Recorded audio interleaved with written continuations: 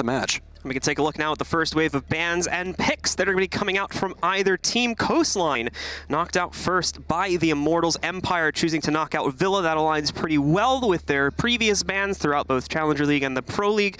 As far as the Coastline pick, again, pretty similar when you look at Immortals' overall ban history. Bank is going to get knocked out next, and of course we have the picks coming too, with Consulate being selected by Empire and Immortals wanting to go over to Clubhouse.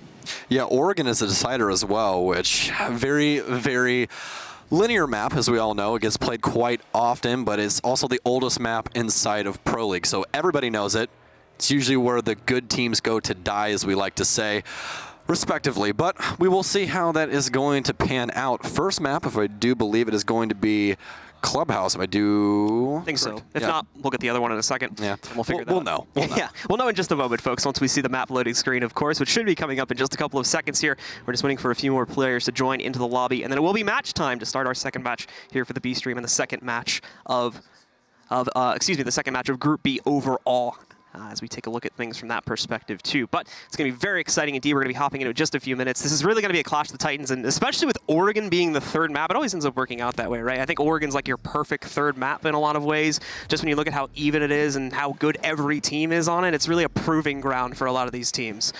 Yeah, it always comes out to really just players, because it's been played out so many times. Every strat in the book has been played out on Oregon. So it really is just how creative can you get with rotations and stuff along those lines. You're really not going to throw, reinforcements out there that nobody has seen, especially just due to how small of a map Oregon is. It's very much become that quintessential one map that everyone knows. If you're coming from another FPS watching our stream here for the first time, like for instance, if you're coming from Counter-Strike, this is very similar like to the Dust 2 of that lineup. If you're coming from Halo, it's very much like the Lockout of that map. The map everybody loves to play and everybody knows. That's exactly what we're going to be heading into for that third map. So assuming we get to it, you guys are going to be in for a really nice treat there. Absolutely the case. Especially with how aggressive both of these teams are. I mean, Oregon really is a catalyst for that aggressive play. There's so many aggressive things you can do, really fast ways to get onto site. It's just a map that is overall favored for that aggressive style of play, especially with the other maps we have coming up, except for Clubhouse. Clubhouse is the map that everyone knows is defensive-sided, and it really panders into that just through the hatch play and everything else with the basement as well as upstairs. Especially when we get to that map, I'm going to be expecting that Maverick ban to come out just to prevent as much of the reinforcement play as possible. So let's talk a little bit more about the individuals that we're expecting to shine. We'll start off with Team Empire. Obviously, we have Joystick running the front lines there. We should be expecting him to be,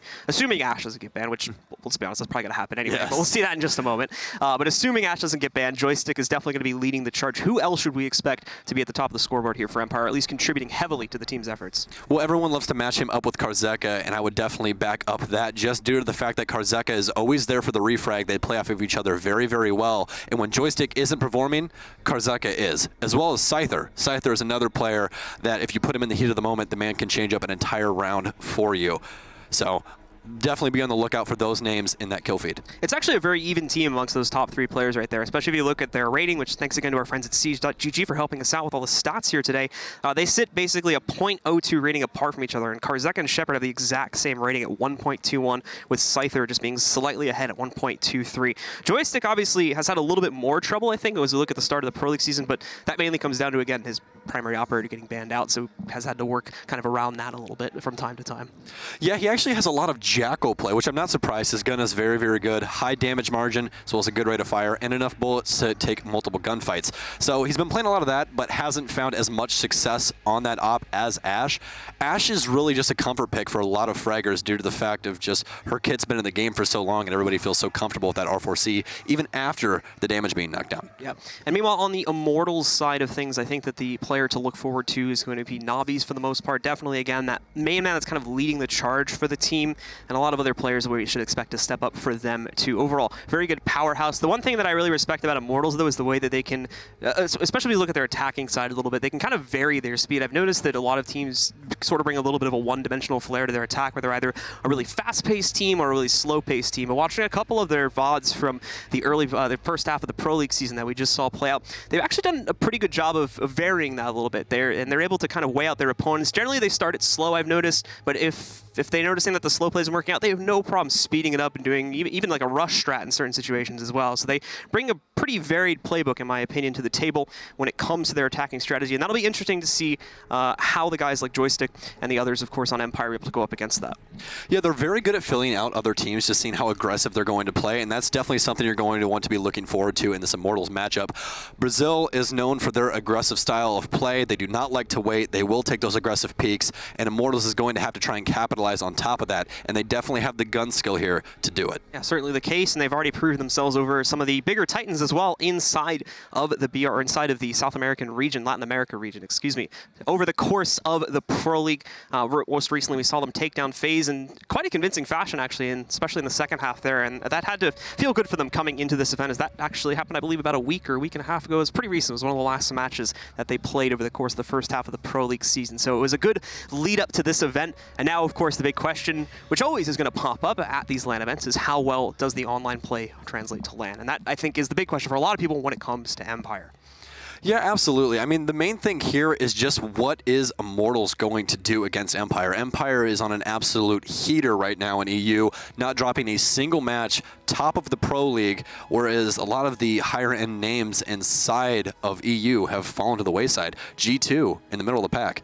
Yeah, I think when we look at the overall win record right now for Empire, unless I missed something over the course of Pro League, I don't think they've actually lost a game in months now. I don't believe so either. I think you have to go all the way back to August or somewhere around there to find a game that these guys lost. So when it comes to online play, you cannot mess with these guys right now. But LAN obviously is a very different beast. Zero ping, first of all, a big change up to that, and along with a few other things that tend to work a little bit differently on LAN. And as a result of that, it takes players oftentimes a few games to kind of get used to that feeling, and that's obviously what they had time to do over the past 2 days as well. They had a good amount of time to do scrims and whatnot and get warmed up on LAN play, and because of that, hopefully they won't have any issues adjusting to that, but we'll see, of course. This is still the first game for both of these teams here at Invitational.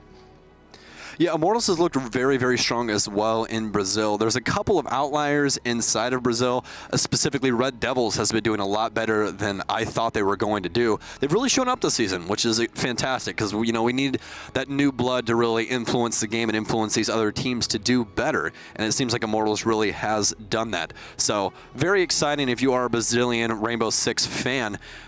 All these teams really stepping up and starting to do a lot better. Certainly the case, and it looks like we do have all of our players in the lobby, ladies and gentlemen, so we're just a couple of seconds away from starting things out here. And just to clarify, it is going to be Clubhouse as our very first map, so it should once again be exciting. Clubhouse, a map that attackers often find themselves in a very tough position a lot of the time, so it will very much test the attacking team as we get ourselves into it. And ladies and gentlemen, it is now time, the second match here on the B stream, and the first match on this stream for Group B. We already have Space Station Gaming and Rogue playing each other on the main stream, and now it is time to watch Immortals and Team Empire fight for control of the opening map and see which one will gain an advantage to push them further. Very exciting. And I was right. We are starting on Clubhouse. So yeah, that's good. I was terrified. I really was terrified. But as suspected, we are going to have a Maverick ban. Maverick, a very, very important hard breach due to the fact that he has a torch that can melt through walls even though they're electrified. And he's a big player on Clubhouse due to the fact of multiple walls on the outside of the building having high impact on sites, specifically the server wall on server cache room. Yeah, very much a lot of holes you basically can't prevent from being breached is with further control of the map, so it's better to knock him out and play it safe. Thatcher will be the second one, and it's, again, going to help out the defenders quite a bit, as now any of those walls that end up electrocuted, assuming we don't see Bandit knocked out, of course, which is now very likely, I would say, with Thatcher getting knocked out, but we'll see that in a second, will obviously make the attacking side even more difficult to play off of.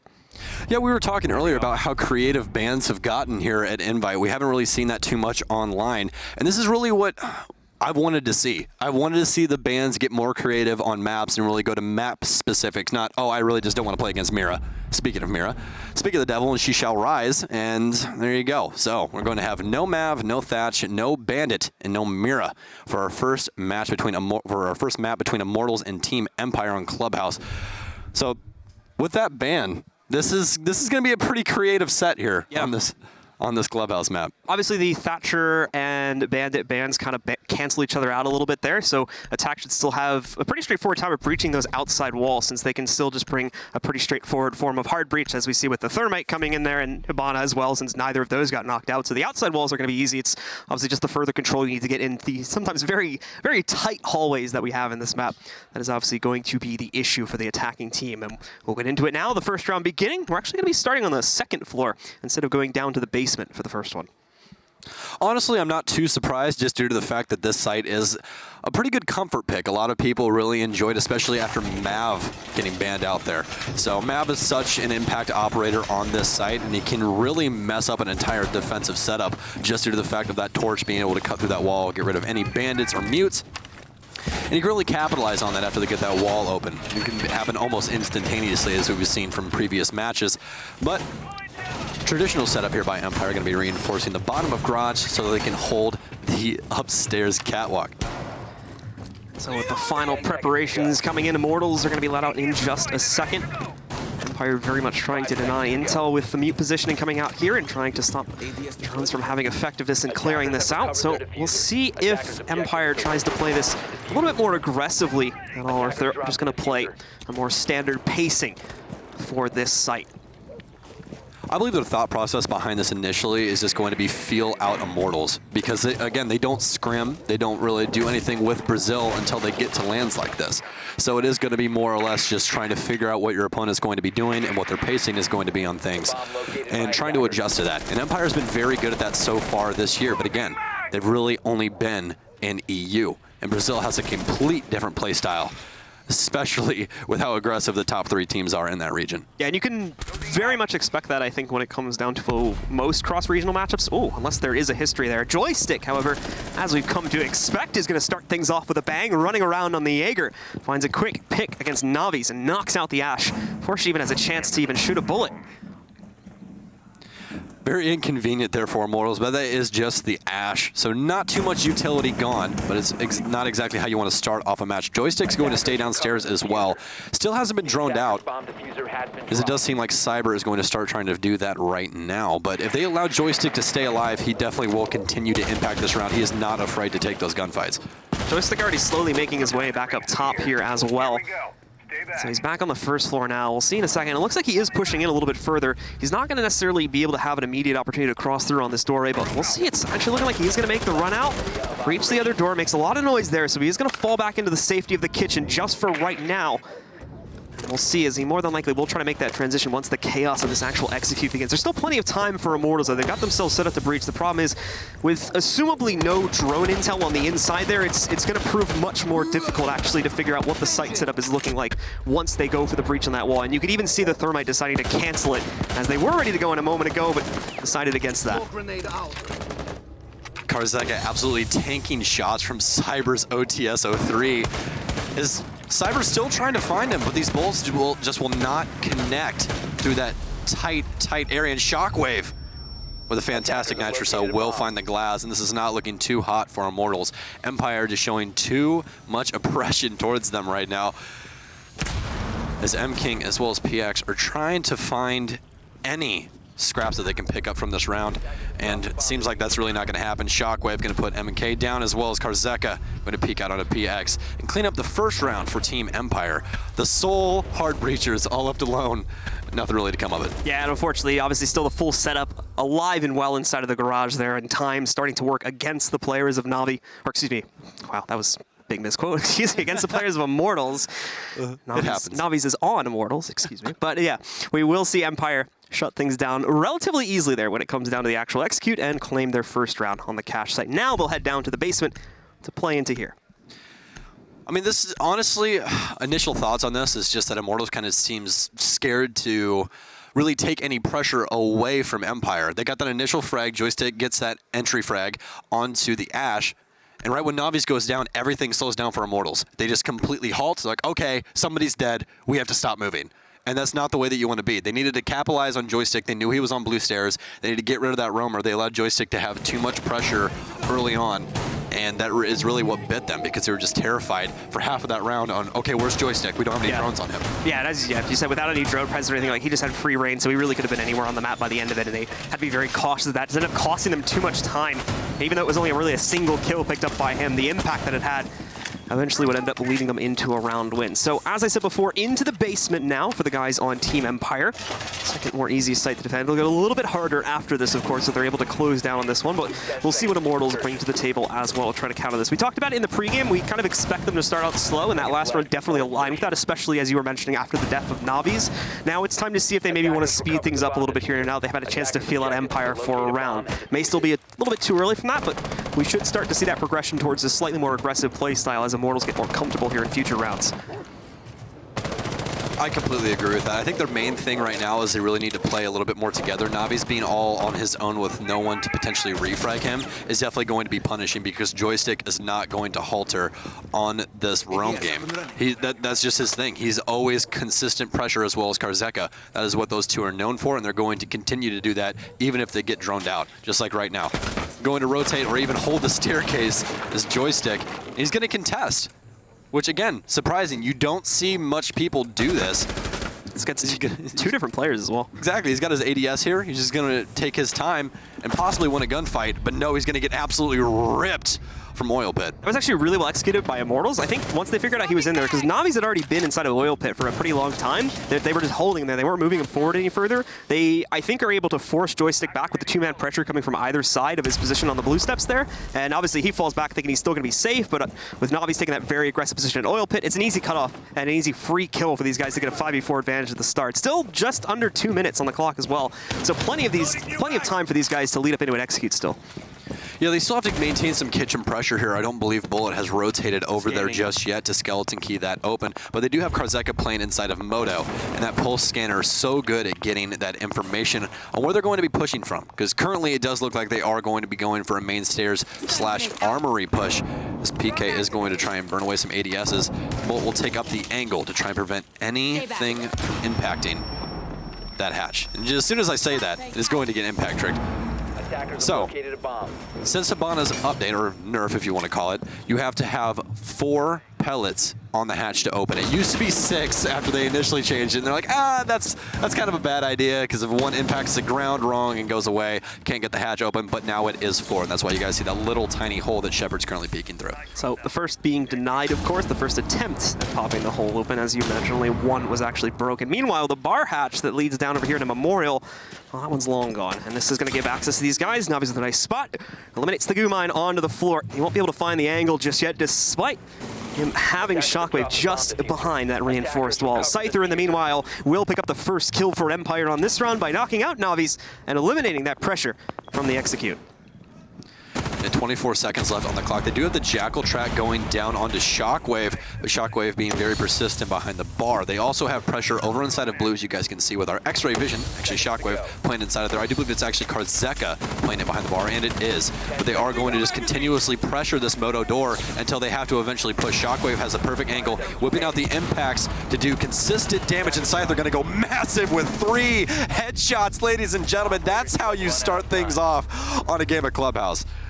2 very solid holds in a row coming out here from Empire. Unfortunately, Immortals just really struggling to be able to get that early map control they need to lead into a site, and oftentimes it's like 2 rounds in a row now being forced into a 30-second or less execute for themselves. Just not enough time to get onto the site, and nowhere near enough damage in the previous portions of the round to where they would make it an easy execute for themselves at such a low time position. So Immortals right now either needing to speed the execute up overall or just find a more efficient way to try and knock out Team Empire's roamers in the early round, because right now they are not handling that well.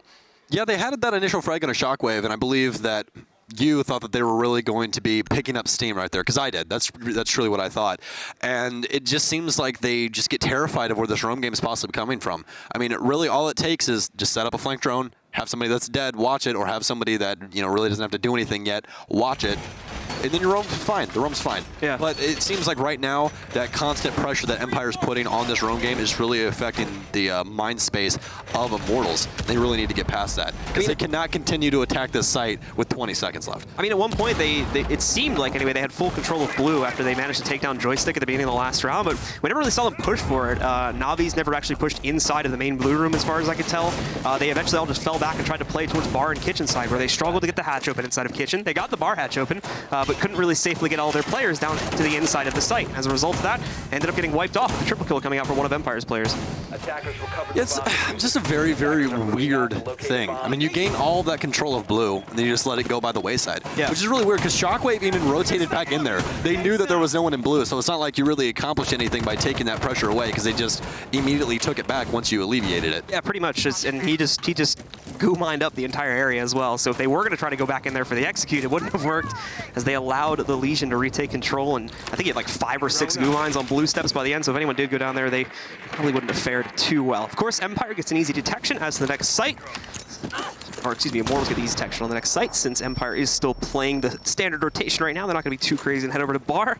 So we are over here at the bedroom site instead now for the third round. Looks like they are going to have a makeshift bandit trick, if you guys want to accept that as something, even though he is banned. But they basically have the shield in the castle here to prevent anybody from opening up the window and shooting one of Scyther's mute jammers that's currently on the wall. So this is going to be kind of difficult for them to get rid of because they really don't have anything in their offensive lineup that can really handle that. No Twitch, no nothing. But Shockwave going to find Sledge. It's going to be no more nades except for Buck. And obviously again with the Thermite being banned out, we don't have that as the easy option to get rid of these either. So you are not going to be left with a clean option to get through this wall necessarily, making things a little bit more harder for the attackers on a map that's already proven very difficult for the attackers in the past. Joystick, however, once again starts things off with a bang. The run outside nets him an early kill with already another player gone down as well. Immortals continue to look weak in the early rounds here on attack, as they're down to a 3v5, still over a minute remaining. Yeah, and that's going to be the Habanagon as well. Bullet trying to get the mute jammer, and he finally will, but look at the time right now, ladies and gentlemen. 1 minute and 10 seconds, wasting almost 2 entire minutes just trying to get Jacuzzi wall open is not really what you want to see if you're trying to win that round. That is a lot of time wasted in 2 picks already, just by Joystick and Shockwave taking appropriate peeks at the proper times. And right now, this is not looking good for Immortals. They still have to drone, that's the thing. As you can see exactly what Thermite's doing right now. They still don't know what the setup looked like after they popped that wall open, so they have to spend another 20 seconds droning it out.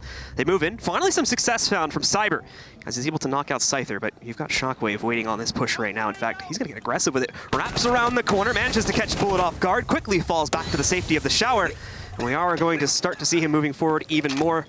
Problem is he'll slip slightly into the gas as he does so. Meaning the trade will come in from M King, bringing this down into a 2 versus 3. Still favored for Empire, especially with the timer. And now it's very much on Immortals to make the final move. Yeah, they have to get this push off. So much utility wasted. All the smokes off of Cyber gone. No more stunts for MK. Joystick going to find Cyber, though, and it's going to be all left up to M and Kane inside of the shower. 9 seconds left on the clock.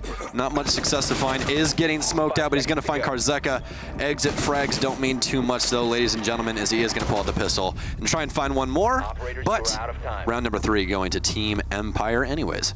And once again, that's another very solid defense, in my opinion, put up by Empire. We haven't even seen Immortals attempt a plant yet, let alone get even close to it. So we are going to see Immortals call for a timeout now. Very understandably so, because like I said, they haven't even really gotten close to a plant or near a win state as of yet. They are really struggling. And for those of you who might be newer to Siege, when you win a site on defense, it is locked for 2 rounds. And since CCTV and Cash Room was the original site, and we've played 2 rounds since Empire originally won it, they now have it unlocked again, and they're about to go back to it once we unpause. Yeah, I think the main thing for Immortals right now is they're just not playing their aggressive playstyle. They don't even look like the same team right now at all. I mean, again, as we discussed, Brazil is a very aggressive region. And that's basically what all of their teams are based off of. FaZe, very aggressive, but they play with more knowledge than they do just straight power. Liquid, more or less the same. Immortals is still getting there in terms of these other teams. Liquid kind of fell by the wayside last season, but Immortals stepped up. But it seems like Liquid really has come back to form since picking up Gohan. Immortals right now does not look like the same Immortals that we were seeing in Brazil. I can definitely tell you that. They just need to work a little bit more together on their roam clear. I mean, their roam clear is really where they're getting bit. Yeah, unfortunately that, and as well, the fact that they're having so much trouble with the roam clear also means that when it comes time for them to execute, they're usually doing it with very little intel. We saw it there at the end. They had used like 20 seconds out of the minute they had if they got the wall open to just a drone at the top, since the mute jammers were blocking, doing that through normal means earlier on in the round. So wasting just a lot of time doing that. And I imagine that was an issue on the previous 2 rounds as well, a lack of intel going into the sites, which led to them just getting cleaned up round after round after round again when they've attempted executes. Yeah, very punishing. They keep continually bringing the same lineup. Like, there's not much of a flex in their operator choices at all. And again, they know more or less which site they're going to be attacking. It's all been defensive wins, so they know where they're going to. They really just haven't brought anything to really change that up. We haven't really seen, you know, a glass flex. We had glass one time already, but besides that, we really haven't seen glass. There's so many other operators on offense right now that they can pick up to try and help their situation. They're just not doing it.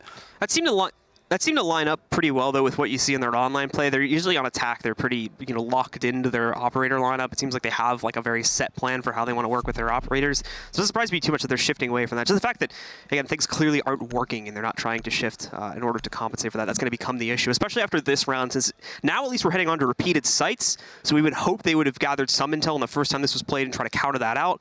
But we don't know yet, just because it was so one-sided the first time we saw Empire defend this site. So now they're going to get their second chance at it, and of course a chance to swing up to 4, 5, or even 6 rounds if they can repeat all of these sites again. I'm very curious to see if they're going to try and handle joystick downstairs again, if he even roams down there again. It's a big thing, especially trying to just lock down this roam game, as we've been discussing basically this whole time. But I mean, that is really the main crux of this whole thing. Joystick and Karzeka really have had just so much pressure for free, and they're really not doing anything about it. I know that they're bringing the Jackal to try and alleviate some of that, but even a flex to Dokkaebi Jackal, that's basically a straight up roam clear extremely easily. You got a phone vibrating in their pocket, you have them tracked. Not very difficult to do, but it does seem like they are pretty hard stuck in their ways on this operator lineup.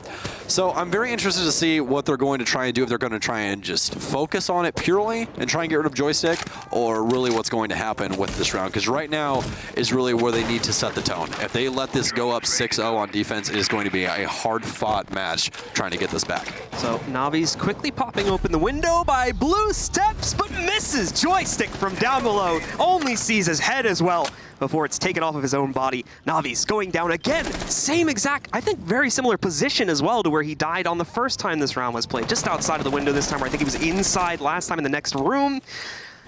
This time he gets even less further than he did on the first round. I mean, it's just click head, smile. I mean, come on, that's all you got to do. That's it. I mean, it just peeks, immediately removes his head form, just like that. If you can click just like that, bullet. If you can click a link, you can click ahead. Yeah, exactly. If you can click a link, you can click ahead. Joystick's proving it right now. He's even Jackal tracked, ladies and gentlemen. He's Jackal tracked and he's running towards danger. This man has no fear. No fear at all. Once again, already having it down to a 5v3, and it, same as previous rounds, very similar time point too. Just under 2 minutes they've got it at this point. Immortals obviously are still struggling to just get inside of the building, let alone actually get close to a site. We will see finally a trade from them, however, as Cyber has some luck. He's able to knock out Scyther, taking him down, but an immediate trade back comes in from Shockwave. Up on top of the site, I believe, through the floor paneling as well. Finds PX, taking him down, and leaving only Cyber and M-King alive for Immortals.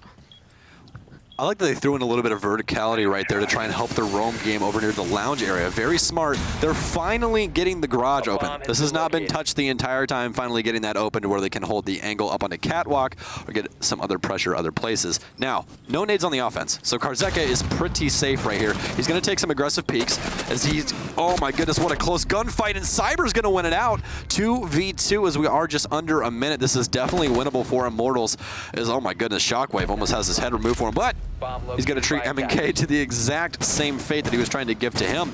It's going to be all left up to Cyber with no HP, and Shepard going to make quick work of that one for 4 in a row for Team Empire. Definitely some good stuff from Cyber there. Finally able to isolate out players and playing it to a good pacing as well to where they could actually do that. I think Empire is finally getting a little bit aggressive to the point where Immortals is able to abuse that a little bit, and they definitely did that, at least in Cyber's case, as he picked up 3, if not 4 kills on that round there. So good stuff from him, just not enough coming out from the other players at this point. Meaning Empire will continue to run the gauntlet. 4-0 for them, 2 wins in a row on the cache site. And now they're going to be heading down to basement again.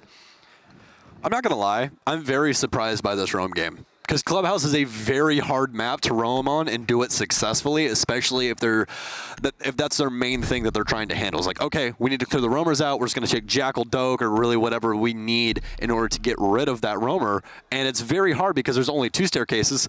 And once you're on the floor and they have both of those locked off, it's just you versus the world. And Joystick's done a very, very good job so far of just alleviating pressure on that roam game. They're really just giving it to him for free. Yeah. The Jackal played by Cyber, I really think has been their best chance to actually stop this roam game so far, and that was primarily what he did in the last round. If you notice, and if I saw it correctly, I believe we saw most of the players in previous rounds have been going in like only 1 or 2 spots. Immortals have been doing a very focused push in the past. This time they kind of sent the Jackal on his own over to the other side of the map and start clearing things out from there. And like we saw, yeah, obviously they had a pretty good idea of success, and eventually would even come in through the blue steps to get into Garage to try and help pinch the players that were still inside of their outs. They're getting closer. The problem is they're taking far too long to make these adjustments, and even if they start winning rounds now, a 4-2 half in the favor of Empire is still definitely going to be in their favor in my eyes, considering their strength on the attacking side. Yeah, and that's really the mantra about Clubhouse, is really just being able to make those decisions quickly on what you want to take. If there's too much pressure on the one side, you need to make the adjustment quickly enough to have the time to do the take on the other side. Their issue right now is that the roam game is having so much effect on their time to where they're like, okay, we're finally going to get onto site, but there's a minute left. Oh no, wait, we can't get in on this side. We're going to have to go to the other side, and now we have 15 seconds. And 15-second pushes typically don't work. It just doesn't. There's too much utility on defense for that to work out. Yeah, very much the case, especially with how little, especially in the first 2 or 3 rounds here, that Empire was even being stressed or tested whatsoever because of how effective that roam game was. So once again, it's going to be Navi's moving in relatively quickly here to take control. He's going to get some assistance on the Jackal track. He's got a location for 1 player. If he does peek for the right side, should be an easy kill. Reconfirms the position. He knows he hasn't ditched over towards the oil pit, which would be a very dangerous move for that player. I'm very interested to see if they have a camera up here or something. What is Joystick currently looking at? They have an Echo inside trying to help out Joystick. Very smart. That's being played by Karzeka, which is a typical duo of Joystick, as they're trying to just dig him out of this hole that is blue right now. Throwing stuns and basically the kitchen sink at him right now, as he will just rotate out freely and burn a ton of utility in the process. Going to get tagged up a little bit as well. But about halfway through and still dealing with blue. And this has kind of just been the storyline of this entire match. But they actually have rotated people over to main stairs. So this is a good adjustment as a pre-fire will come out. No bullets are going to make any contact with each other except for the ones that are going to tag up Joystick. And he will go down. Skarzeka's confirming if someone's going to try and push that out. He's not, as he will get picked up. So Joystick almost certainly going to be brought back into the fight. We should see that in just a moment here. And he is now back up. Empire, again, still ready to hold. It does seem as though Immortals have finally got the memo that they really need to speed their executes up, if not at least start putting pressure on the site earlier on in the round. They're doing exactly that now, with Buck doing a little bit of reconstruction from inside the next room over. Cyber will find quite a bit of success, actually, in pushing himself forward. Once again, finding it on that Jackal, manages to get control of the main stairs, moves himself down. A lot of walls broken open, so there's a chance for him to maybe find some headshots, but he's got to be careful, because remember, he's alone down here right now. No other assistance from his teammates. Closest with players like Navi's that are ready to move down a hatch. A nice spot, some good patience, but no kill. That player from Empire will be able to escape, running away into a safe position, and again, delaying the push for Immortals. Shockwave able to stay alive inside of blue, and this is going to be the biggest thing about this round. They have to try and dig him out of here just due to the fact that he can have pressure over on Moto Door, where you guys are going to be seeing Navi's as well as Cyber, as they are trying to contest the church wall. They need to get this wall burnt open with MK, as they are starting to work on the barbed wire across. Shockwave will pop open the wall to blue. He's going to commit some impacts. He's going to do a little bit of damage as he pre-fires, but he's playing it safe, trying to play his life, but no bullet's going to find him as he drops the hatch. Scyther, as well as Karzeka, going to follow that up. The plant's going down. M&K, this plant's about halfway through. Karzeka going to try and stop it, but he can't see a single thing, and the Echo's not going to make contact. Yokai drone not going to have any effect. It's all left up to Karzeka as well as Shepard. This M&K is going to be the last one alive, playing the main stairs, and no, Karzeka is going to find him on the rotate, and that's going to be 5 in a row for Team Empire on this defense. Immortals finally gaining some traction through the main stairs, able to push themselves into the site. Their very first plant of the entire half of themselves, but pressured themselves too much, lost too many players on the execute. And for the 2 that stayed alive, didn't even really seem to get into great post-plant positions. So both were caught off guard, both were shot down without any damage being traded onto the respective player they were dueling. And once again, It is going to be Team Empire that takes yet another defensive round here, and we'll head on to their last one. Their second attempt at the gym bedroom site. The first was a success, and we'll see if they can pull off that perfect half at 6-0, if they can do it a second time. 5-1 isn't the worst thing to happen on Clubhouse. You know, it happens pretty often. It's either 5-1 or 4-2, typically speaking. Anything less than that is just a very bad defensive half for your team. But the one thing I will say is that the adjustments made by Immortals right there were good. They were able to finagle their way onto site there, but nothing really coming of it. I like the smoke plays. They burned the ADSs, got smokes down in sight, able to get the plan off. But the issue that they really had was that pressure from blue just maintained it to where there was just not enough time, and the players were just so spread thin on that side. And especially, actually over on the main stair side, they were just so compacted together in that hallway, they just got picked apart. I mean, it was very, very easy for the defense. But this will be the last offensive round before we switch sides, where Empire will be on offense and Immortals will be on defense, respectively. And we'll see if Empire is able to come out 6-0 already, which that's definitely not something, even though it is Clubhouse and this is the defensive sided map, that's nothing to shake your head at. Yeah, for Immortals, of course, the key here is going to be, assuming they go about it the same way, is going to be trying to get that sidewall open in a much faster fashion. It took them to right around a minute, if I recall correctly, back on the last time we saw this site get played before they actually got the wall open, and then they had to wait an additional 20 or 30 seconds actually droning the site out because they weren't able to do that previously due to the effective positioning from the mute jammers and the fact, of course, that they did not manage to bring a twitch or anything to the table. And they still have not done that, of course, so those same issues are going to be present. Of course, if they're able to nade trick a little bit better this time, they might have some better success. In fact, it does look like, however, they might be taking a different route entirely, so I'll have to pay attention to the strat from Immortals here. Yeah, and I know the one thing that's discussed a lot is, okay, well, why do you guys focus so much on time? Why is time so important? Well, the reason that time is so important in this game is due to the fact of utility. The German flag dancing over Shockwave a little bit. He's going to throw it on the ground. I'm sorry, Germans. That's nothing that we chose. Can he, like, creep under that and push forward with it, maybe? Just use his mobile cover? Use his mobile cover? Yeah, the mobile German flag. That would work. Think anyone would notice? That's like the box in Metal Gear. I don't know how effective it is in multiplayer. Yeah, there's a German soccer ball flag just rushing me. I really don't know what's happening right now. If somebody could assist. You only need that split second of confusion, right? That's when you shoot him, man. Exactly. Maybe we could punch a hole in it. It just uses a Blackbeard shield on defense. So it does look like they managed to get the wall open in much faster pace this time. Immortals already having access to the hallway with still just under 2 minutes remaining. It should be a much healthier push overall, assuming they don't get massively delayed at that entry. Yeah, and it appears to me that Scyther's trying to use cut right now because he just has the shotgun right on this angle, and at any point in time, if someone tries to peek him, they're just going to get absolutely deleted. This shotgun is so good in this close range. Appeared to be a nade coming through that is going to break the kitchen sink. You hate to see that. I'd say they toss in the kitchen sink at him, but you can't anymore. It's broken. So he will lose about 25 HP from that exchange, but nothing too major. It's about a bullet or two less that he's going to be able to take in the engagement. He only needs those quick peeks with a shotgun anyway, so not too big of a deal for Scyther to deal with in the late round. Again, here's this delay that we were talking about from Immortals. They're having so many issues getting in because they know Scyther's going to be around the corner. Scyther is going to get droned out. They know for sure he's in that corner now. They had a good feeling about it before. And now Scyther, of course, is going to have to play a little bit more mobily. He's expecting that peek to come in at any moment. He knows that they've had issues with their execute timing as well. So we should expect them to push it at any moment, but it's going to be Shepard that strikes first down the hallway. So it's going to eat a little bit of smoke damage, pushed into a corner. The flashes will work to pick up the kill. Bullet, M-King, and Bullet again, all finding frags. The Immortals pick up a massive amount of impact. It's down to Karzeka and Shepard, who already took massive damage from the previous fight. Lurks in, nearly lines up a kill, but M-King comes out on top once again. Karzeka trying to peek in, does some good damage, and in fact brings one player down, but he'll be caught on the rotate by Cyber. And finally, after 5 rounds straight from Empire, Immortals will pick up one of their own just before they switch sides. It's all in that gunfight between Shockwave and Bullet. If Bullet loses that entire offensive push just falls apart because they don't have control of Bathroom.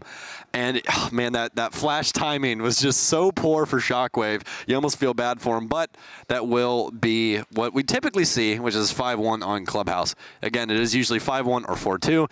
So Immortals is, well, excuse me, Empire's not out of the woods yet. Immortals can definitely bring this back, but Empire only has to find 2 rounds. That's it to win this first map. Joystick going to be on the Jackal to start things off as well compared to his usual, so they as well are definitely going to try to prioritize, I think, knocking out some of the roamers early on in the round here with that choice. Only at 60%. You don't want to see me at 100. That's what he's saying right now. You don't want to see it. You don't want to see it. This is not even my final form, is what he's thinking to himself. So similarly to the folks on Team Empire, Immortals is also going to choose to start out here at CCTV Cash Room.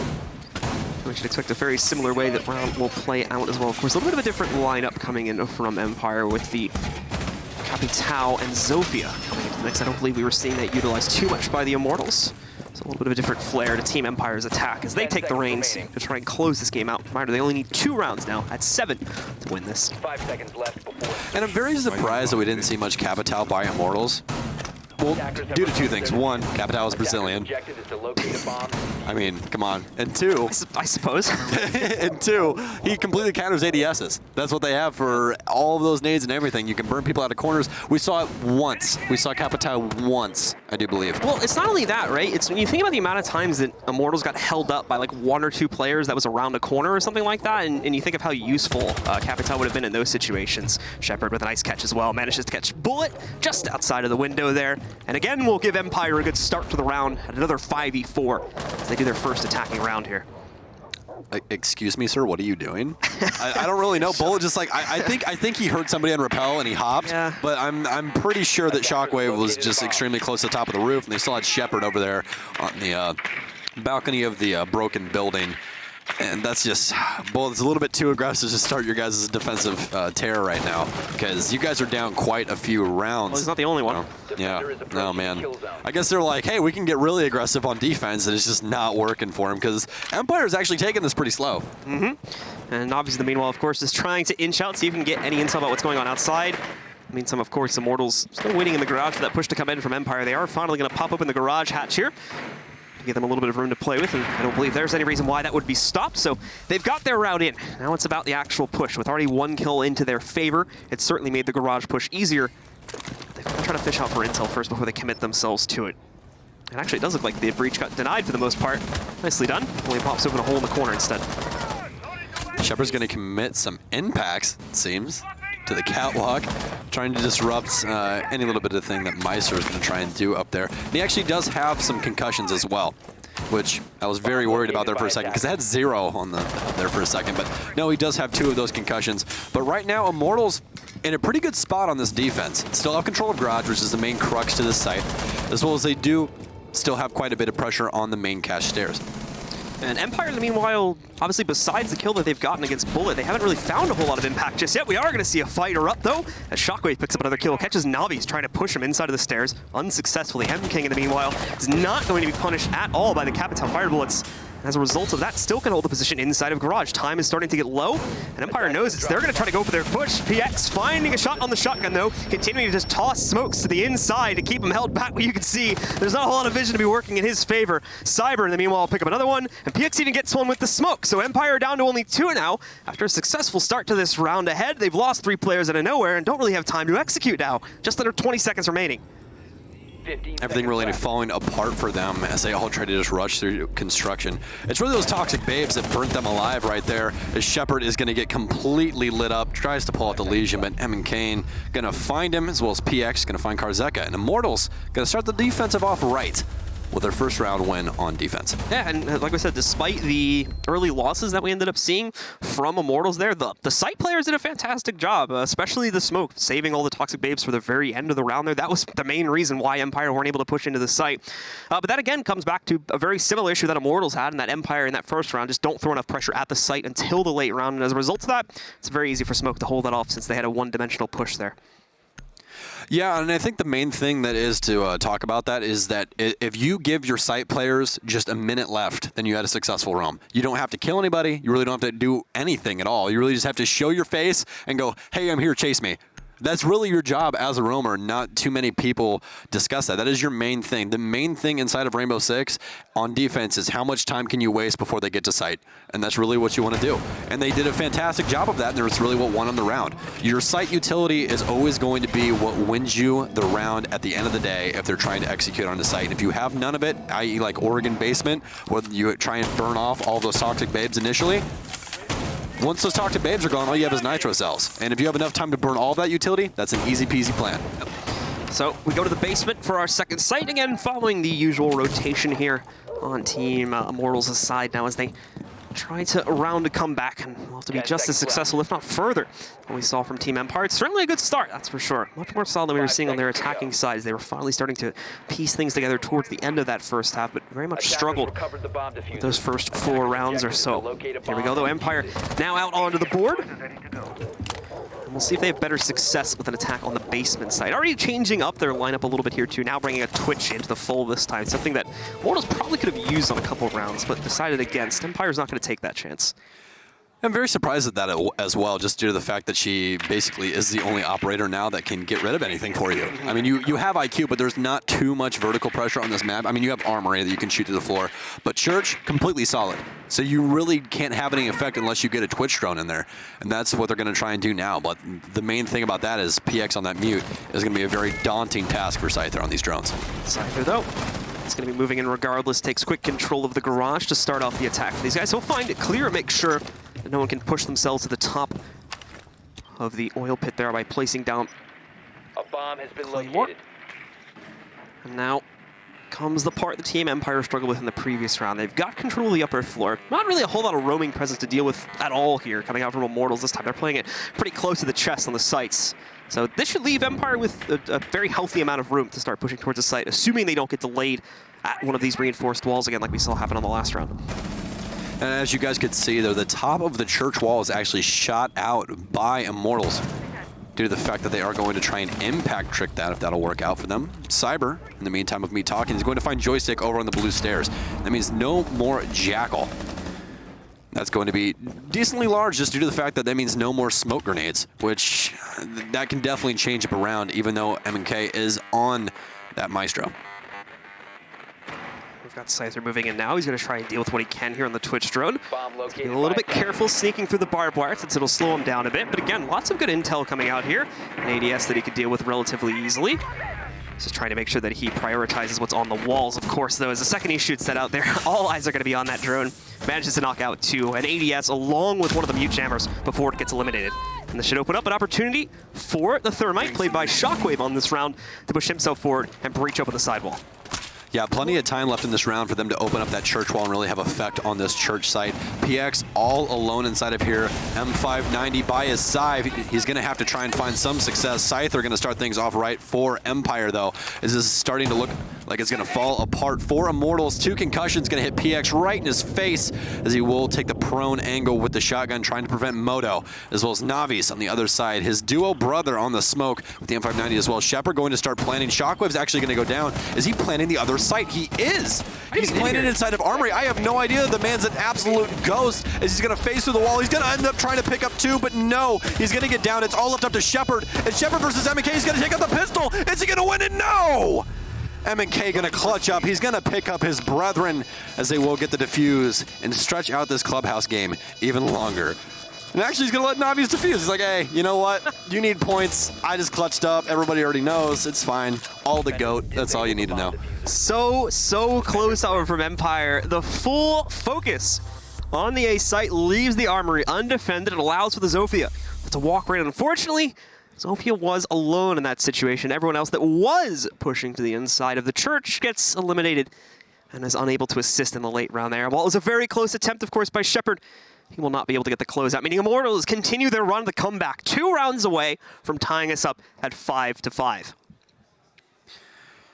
Empire really had the pressure there to try and take that round as well. It really just did not go in their favor. I mean, it really seemed to me like all they really needed to do was hold the rotates on the back end side, the church wall / moto side, and hold that main hallway just to try and prevent them from rotating back. If they prevent that, then plant goes down without a hitch, and you more than likely win the round. You're cutting off the rotates. They can't cross the door at the end of the hallway, nothing along those lines.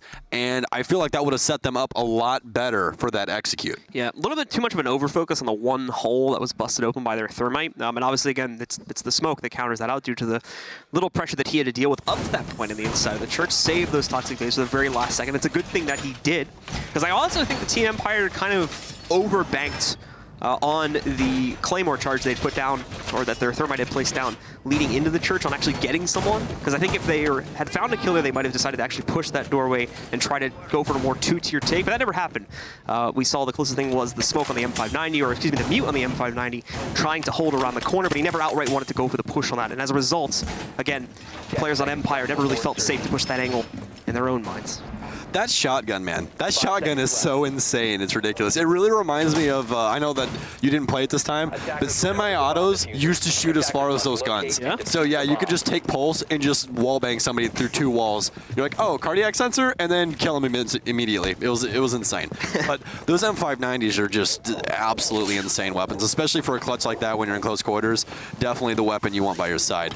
But this looks like Joystick's going to continue to rock the Jackal. No Ash play just yet. Come on, Joy. You know I want it. You know what? I didn't even talk to him, but I know he's doing this to me. He's probably like, Stokes probably wants to see me play Ash, so I'm not going to do it. I'm just going to play the PDW9 and have some fun on Jackal. But fantastic kit. Definitely, honestly, more utility than Ash has. I mean, she really only has 2 breaching charges, and that's about it. She's got a really good gun. That's really all that he really has. Joystick going to do his typical things. Get very aggressive. He's going to catch MKs. He's trying to get a Legion mine down. Oh, man, poor timing. He got it down, but now he's dead. I don't know if I take that trade. Listen, it's all in the eye of the beholder, right? Oh. We are going to see the nice trade coming from Navi, who was lurking in the basement. Joystick doesn't have any more eyes, so he really, yeah, I don't.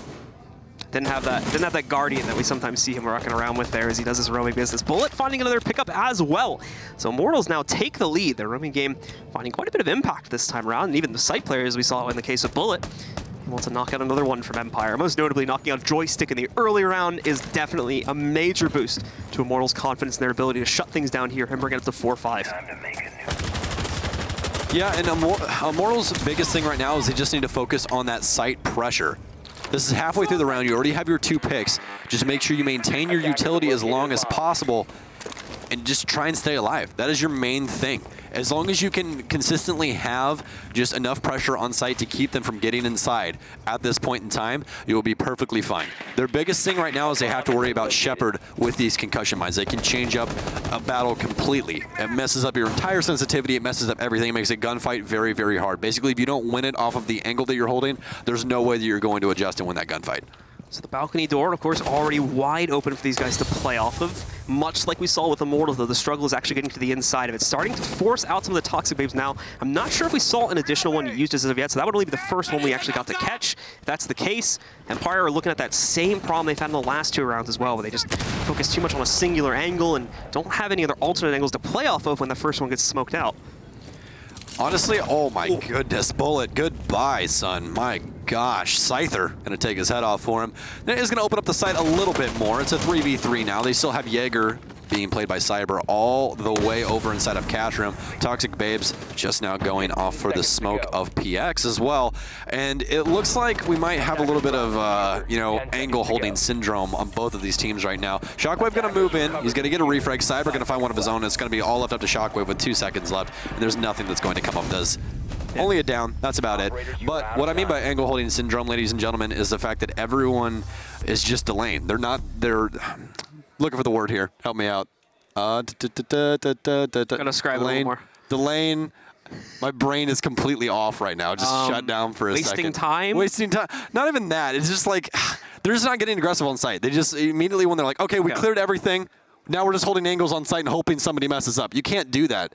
You have to make adjustments, and they're not adjusting right now. They wasted an entire minute and 20 seconds staring at gym window. You can't do that, man. You got to make an adjustment. You got to go to main stairs. You have to do something to try and open up the defensive site for yourself. You can't just try and maintain an angle and hope that the defense messes up. That is not a viable thing to do. So I would like to see a little bit more adjustment by both teams. It's just very, very punishing to them right now. We've got a high-five jamboree going on over here in the Immortals camp. Should we do it as well? Yeah, Get a high-five in here?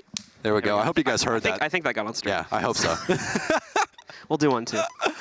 Don't worry, we'll wait till the camera comes back up. It'll be fine. So, of course, as you guys can see, Team Empire has chosen to take their timeout now, which should be expiring in about a minute or 2 here. Very much the same issues that we were seeing from Immortals, although to a bit of a lesser extent, in my opinion. Basically, just struggling with that very late push and stall. That's the word Yeah, I was most looking certainly for. dealing with the smoke push, right? Because they always open up one huge angle for these guys to play off of, but it always gets smoked out. That's happened on all 3 of the sites so far. And it's going to keep happening. There's no reason for them to switch away from that. And of course, we've gone around the wheel, so we're heading back over to the 2F site, CCTV and Cash Room, the site we originally played for one of the final rounds of regulation here. As once again, players on Immortals are going to try to do that one more time to see if they can close out themselves. Yeah. Stall was the word I was looking for, by the way. Yeah. I found it. We're Okay. good. I was about to, honestly, I'm not going to lie to you, I was about to be like, delay synonym in Google and be like, Well, hey, what's the word? What's the word I'm looking for? The last production to get you with Thesaurus. For, Yeah, exactly. I just need to hit the talkback button and be able to just talk to our producer. Yeah. Like, hey, can you please give me a word that sounds smart, that sounds like this? That's what I need. We need that. We need that. That'd be fantastic as a cast, just be like, hey, I really want to sound smart here. Get a linguistic expert. What is a better word for this is terrible? Like, you know? That's not considered. You had it as well with the first word you said. I just, anyway, moving on once again as we said before. CCTV. Ooh, this 5 is. seconds remaining. You know what that is? You know what that is? They're going to use this evil eye to try and get everything off of garage. So when they try and put thermites or anything down on the garage door, that evil eye is going to shoot all the way across, and it's going to take out anything that they try and put on that garage door down there. Oh, That is so smart. that is genius. It's the Russians. We have to see if the angle will work though, because obviously, It can't get that right door. There's no way it can get that right door. We'll have to see. very curious to see how this plays out now. I don't know who's. I think Marcio is on the main one, but whoever's spectating this, if we could get on M and K when that starts to go down in garage, really appreciate that. Okay. So here's the angle. Oh yeah, yeah. So as you said, the right doorway obviously blocked by the truck, but the left doorway. Oh, okay. Well, goodbye. Well, moving on. That's inconvenient. I don't even know. All that build up. I'm so disappointed. I don't even know what happened right there. I'm so disappointed. Did that thing get ash charged from like across the way? Because Joystick got a drone over there. I think he ash charged it from like the other roof. Oh. Oh my. Because there was no one at the door. Oh. So it's not like someone saw it and shot it. All right. Interesting. Oh, Joystick was okay. No, Joystick's inside. Oh, he ashed Of strip it. Yeah, club. he did ash it. Yeah. There you go. All right. Well, Joystick's on ash at least. Yeah, Joystick's just all the way over in It was- Narnia right now. It was the Like- perfect time too. Yeah, exactly. I mean, he found the evil eye, and honestly, that utility could have came up huge if they're going to try and take garage from underneath, because you do not want to try and get those right panels open and rotate through there, because they're going to shoot you from the window. So you really want to go from the absolute underneath section and try and take from there. And I mean, that definitely could have came up huge, but Joystick's going to find that. So we've got Joystick that's going to move through construction in a moment, and this will probably open up an opportunity for Scyther to come with him too. He's already moved Karzeka in through the downstairs portion of the map, and of course had him join up with him through the main stairs too. So we've got 2 players in construction ready for a push. They did the same thing on the last run though, and this is what eventually led to the smoke delay. This time though, Joystick's going to be much more straightforward with it and take smoke out before the fight even begins. Navi's going out at the beginning, excuse me, takes the mute out at the beginning. PX still alive and well though, so that smoke charge potentially going to be an issue for the late round. Shockwave, of course, still looking for his own impact now that the wall has been opened up for these guys. But again, time is starting to become an issue, as it has been for the majority of this map. They've been quite punishing Shockwave. Holding a tight angle right now through the open service wall that he did himself. Joystick all the way downstairs right now as well, as they really need to find some pressure, a little bit of footing on this site. They really don't have too much of it right now. Garage could still potentially be an issue, as it seems like most of them are focused over on the construction side of things. Joystick gonna find Legion out and about, but Cyber gonna be put down downstairs as Joystick's going to try and push the main stairs. He's going to punch the barb. No bullet's going to make contact from him from Bullet, which is surprising because the name would match up appropriately. But no, Joystick going to get found by PX and that beautiful M590 once again. He's been doing absolute work with that shotgun so far on defense. Shockwave going to get aggressive. He's going to find one. The diffuser starts to go down as Karzeka. Shockwave with 2. Karzeka putting the diffuser down still, and Shepard going to clean everything up. Empire gonna get match point, ladies and gentlemen. Only one more round to win the first map of this series. Nice hold by Shepard, catches that final push to attempt to interrupt the plant and win on the timer, but it'll be no success for Immortals. Empire finally picking up their own attacking round on the 4th. And we'll look, of course, to close out, as you mentioned, with just one final round needed for them to take the opening map 7-4. CCTV will be re-attempted again, it looks like, by the players on Immortals instead of moving forward to the next site in basement. They really just got bunched up there at the end of that defense, and that's really what punished them. I honestly think that PX thought that his angle was covered by Bullet at the top of the stairs. He's like, okay, I can try and contest inside of Cash. Bullet can hold my angle if somebody tries to take this wall. Well, Little do they know, Shockwave lying out in the weeds, just walks inside, picks up the kill on a PX, opens up the site completely to where they can just freely walk in, and Empire picks up their first round on offense. And that was an incredibly close round, though, so it does make sense to see Immortals going back to the site, probably realize the minor mistakes that were made by them over the course of it, so just look to very quickly correct that and try to bring this up 5-6. Now looking for overtime. So unfortunately, Immortals no longer have a way to close this down in regulation.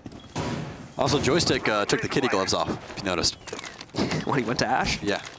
He's like, all right, guys, all right. You're getting a little bit too cocky, okay? We're gonna have to switch over to the Ash real quick. He's gone to his final form. Yep, exactly. He wanted to save that for the crowd on the weekend, but wasn't left with a choice. Yeah, exactly. He's like, all right, these Immortal guys, they're trying to play me for a fool right now. The Jackal just didn't have the same feel, you know? No, it really doesn't, though, you know? I mean, I don't know if it's just the gun or what, but, like, honestly, their damage margins are almost the same, and they have the same exact mag capacity. I don't know why Ash feels so much better than Jackal, because I'm a filthy Ash Jaeger main. So, like, I don't know, dude. It just feels so much better. It's weird. It's a very, very weird thing. I think it's just a comfort thing, just because she's been in the game for so long. Well, of course, he'll drone for himself a little bit here as he's looking to move in, I believe, on his own as well. This is exactly what they did last time. They just had him clear over from Strip Club and move his way on over, while the other side, on the other side of the map, the other part of the team handled everything else and started getting pressure on site. I think that they're mainly doing this just due to the fact that Joystick can. Okay, PX. There's a drone hole there, buddy. You hate to see that. Yeah, you really do. It's those. Shockwave's like, yes, you do hate to see that, don't you? Don't you? Oh my goodness. Yeah, but I think the main reason they have Joystick starting over there is a lot of the rotates are through bar, and he's able to close those down. Just like we saw last time with Legion. Legion got caught out downstairs over near, I believe it was Lounge. He actually ended up getting caught out, and Joystick was able to get that kill and really open up the aggression on the site, because I knew that there was no roaming going on. So Joystick's been playing pretty much by himself so far this game on offense.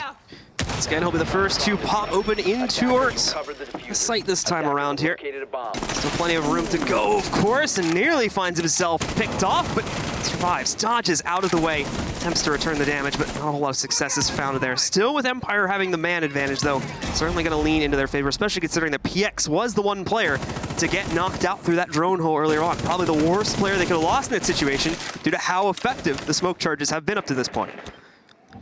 Toxic Babe's always such an important utility, and to lose it that early, definitely punishing.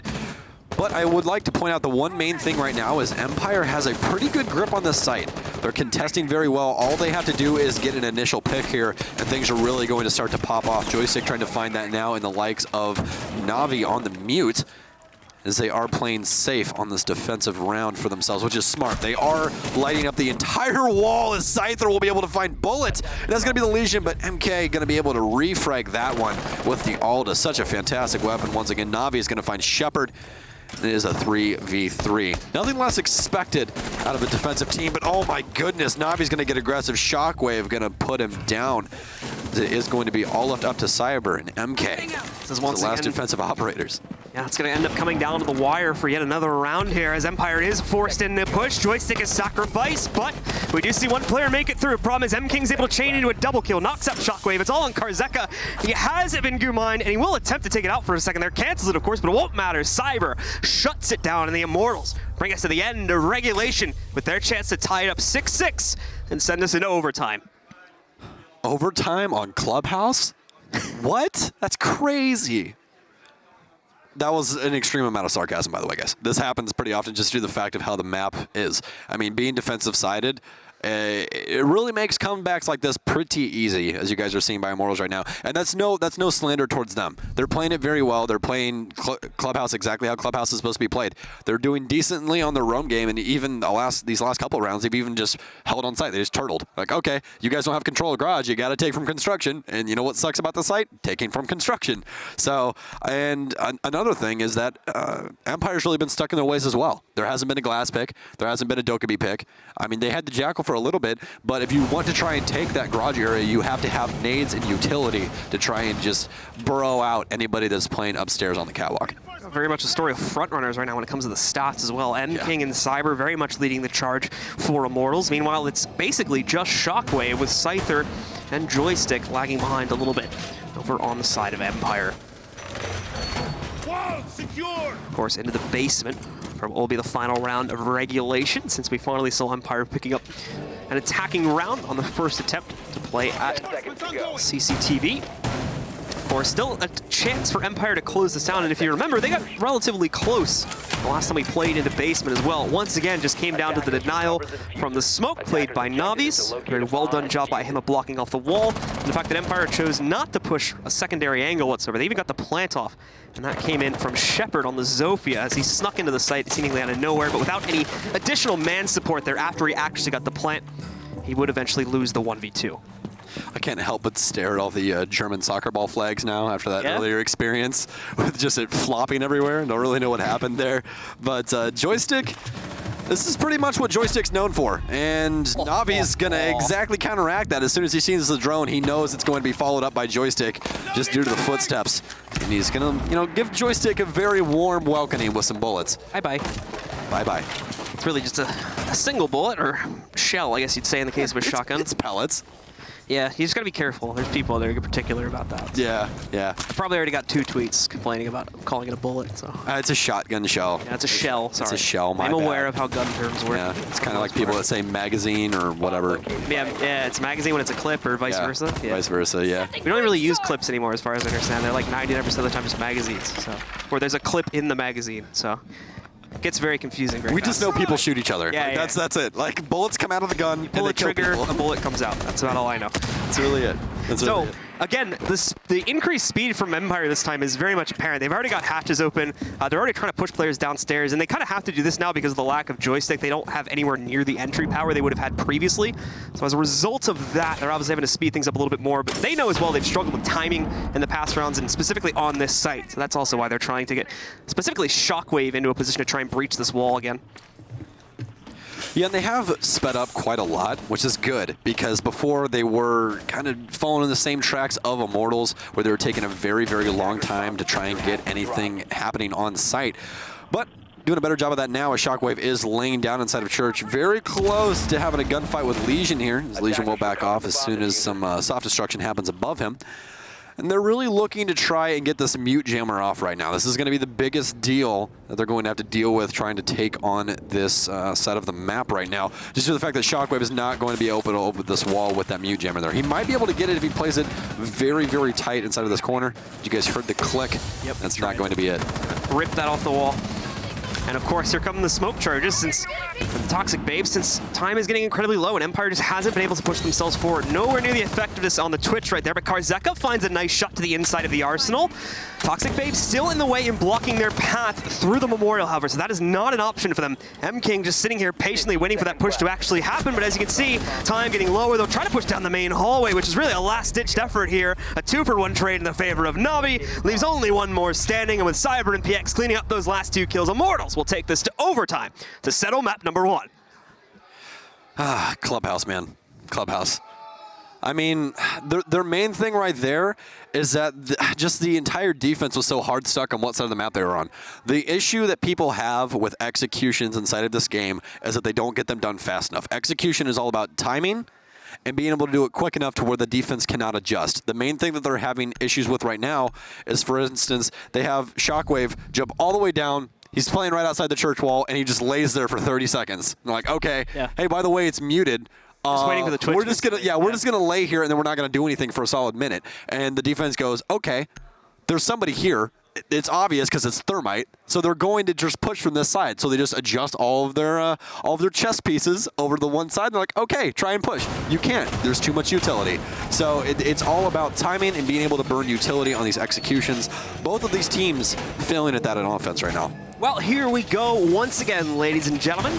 As we're going to stick with the same sides, and we're actually going to attempt the same exact site once again. Immortals feeling good about their holds here, and they should. They've absolutely been crushing it on the basement site so far. It's going to be up to Empire to change their own game, come up with a way to push ahead. Now in overtime, they have the chance to fall behind and allow for Immortals to take the lead here, starting off on defense.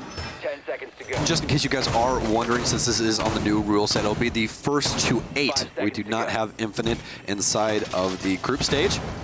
but it will be the first to 8. So it would be Immortals defense, then Empire defense, then Immortals defense. So Immortals is kind of in the driver's seat right now. Empire has to win an offensive round, which is going to be quite the tall task. Yeah, very much the case, and that is the advantage or disadvantage that are going to be handed as a result of having to start on defense on this map, and of course the lead that they had and eventually squandered to bring us to where we are now at 6-6. Joystick again is going to attempt to play over here towards the window this time, actually a little bit different than we saw previously. He's going to look for an early kill if it's possible. Knows he gets some resistance, so he'll send in the drone instead just to check things out so we can have a better idea about what to play against here. Even goes upside down, as you can see. It's a little bit more vision to the inside of blue as a result of that, and hopefully the player sitting behind the big metal unit there. But at this point, no reason for that player to peek, so they will sit back and have to wait.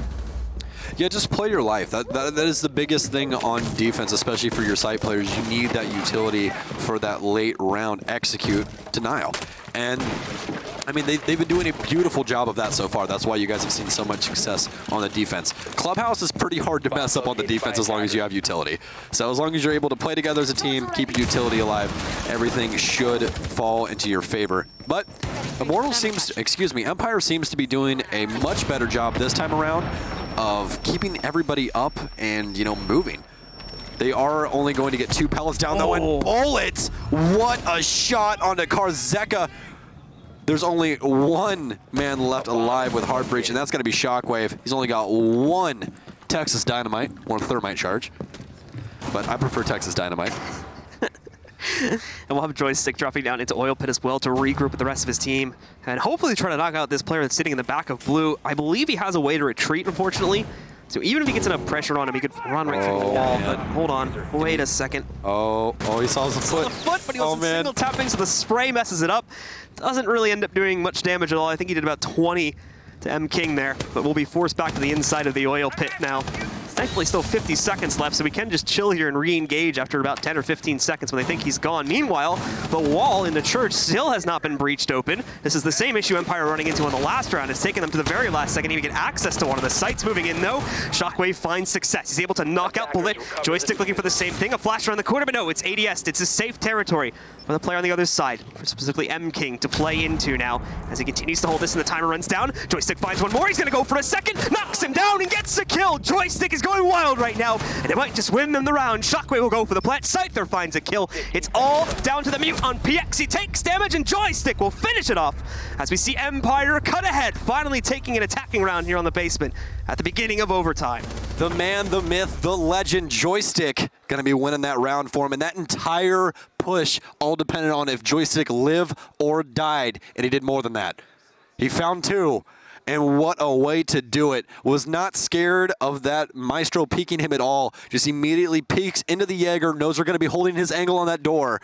What a way to finish off that round. And that is the offensive round that they needed. They're on defense now, and this is very winnable for Empire. That, ladies and gentlemen, is the power of Joystick when he finally activates there. So, switching it, as you said, over to the defense, they'll play on to the cash room and CCTV once again as they switch back over to that. Joystick will be switching to his usual Jaeger, and besides this, it looks like the setup is going to remain relatively similar to what they played in their regulation rounds on this site as well. Just what a beautiful, beautiful way to win that round. That was insane. That was insane. Very smooth. I mean, and the man's died 11 times too. That's the one thing. Like Joystick, he's grinding these kills out, ladies and gentlemen. He's died almost every single round. He's died every round except 1. It's definitely hit or miss. Yeah. That's the thing. However, inside of that round, the impact that he finds makes it worth it, and that justifies his obviously less successful rounds when he makes impact like that happen. Yeah, it's all about impact frags that we love to talk about, you know. So the exit frags are the exact opposite. That's where it's like, hey, it's a 1v5, I pick up 3 and lost. Those kills mean nothing. But those kills right there absolutely mean something. Even if Joystick had 5 kills right now, that is a massive win just because it helped you win that round. That's the difference between those impact kills and your exit frags, as we like to call them. You might have noticed the adjustment from Immortals too, finally bringing a Twitch into the fold here, finally, due to the issues that they were having in regulation. We talked about, I think you brought up specifically about how a Twitch would have been really helpful to try and deal with the mute jammers, which are really the only way to stop Thermite or Hibana breaches. But previously they were not using that, and they suffered a lot as a result of not bringing it into the table. So this time they're going to change it up, and Navi's will actually be bringing it to the table here for Immortals, seeing if they can find some effectiveness out of those drones. Oh man, they might be able to find Joystick here, but no, Joystick gonna find Bullet. Is he gonna be able to find two? He has so much contention on this blue stairs. It's actually insane. I don't understand how he lives through so much stuff. And as soon as I say that, Caster's Curse, Cyber, gonna put Joystick down on the blue stairs. So no more Joystick, but he did get their only soft destruct in the likes of Buck. No more grenades, no more soft destruction in the Skeleton Key. This round just got opened up completely wide by that frag by Joystick. Knocked off about a third of Cyber's HP too in the final 1v1 he took, which he obviously lost, but still, it's going to be an easier time of taking out Cyber, who has been a bit of a pain in these more standard gunfights for the guys on Team Empire. So if he's going to be easier to knock out, that's still going to be a pretty advantageous position for these guys to work off of. And again, we are seeing Immortals run into that similar issue where they're struggling to get any site control. And as long as they take this within the next 30 seconds or so, they'll still be in a good position. I'm just worried considering how the previous rounds have played out. Doc, of course, playing into the pinhole and easy deny on the drone. That should give away his position, of course, but if anybody runs in, they're going to be walking right into his crosshairs at this point. The wall outside, meanwhile, you can hear it to the left being breached. Doc not moving, not phasing an inch, because in fact the wall doesn't look like it got open. No, it's another wall, and instead it gets popped. Ooh, but a very aggressive move from Shockwave bites back against him. Navi's is able to pick up that kill. Puts Empire into a losing position now at 3v4, relying pretty much on their site defenders solely. Scyther, some nice intel, does spot out the Jackal, being played by Cyber.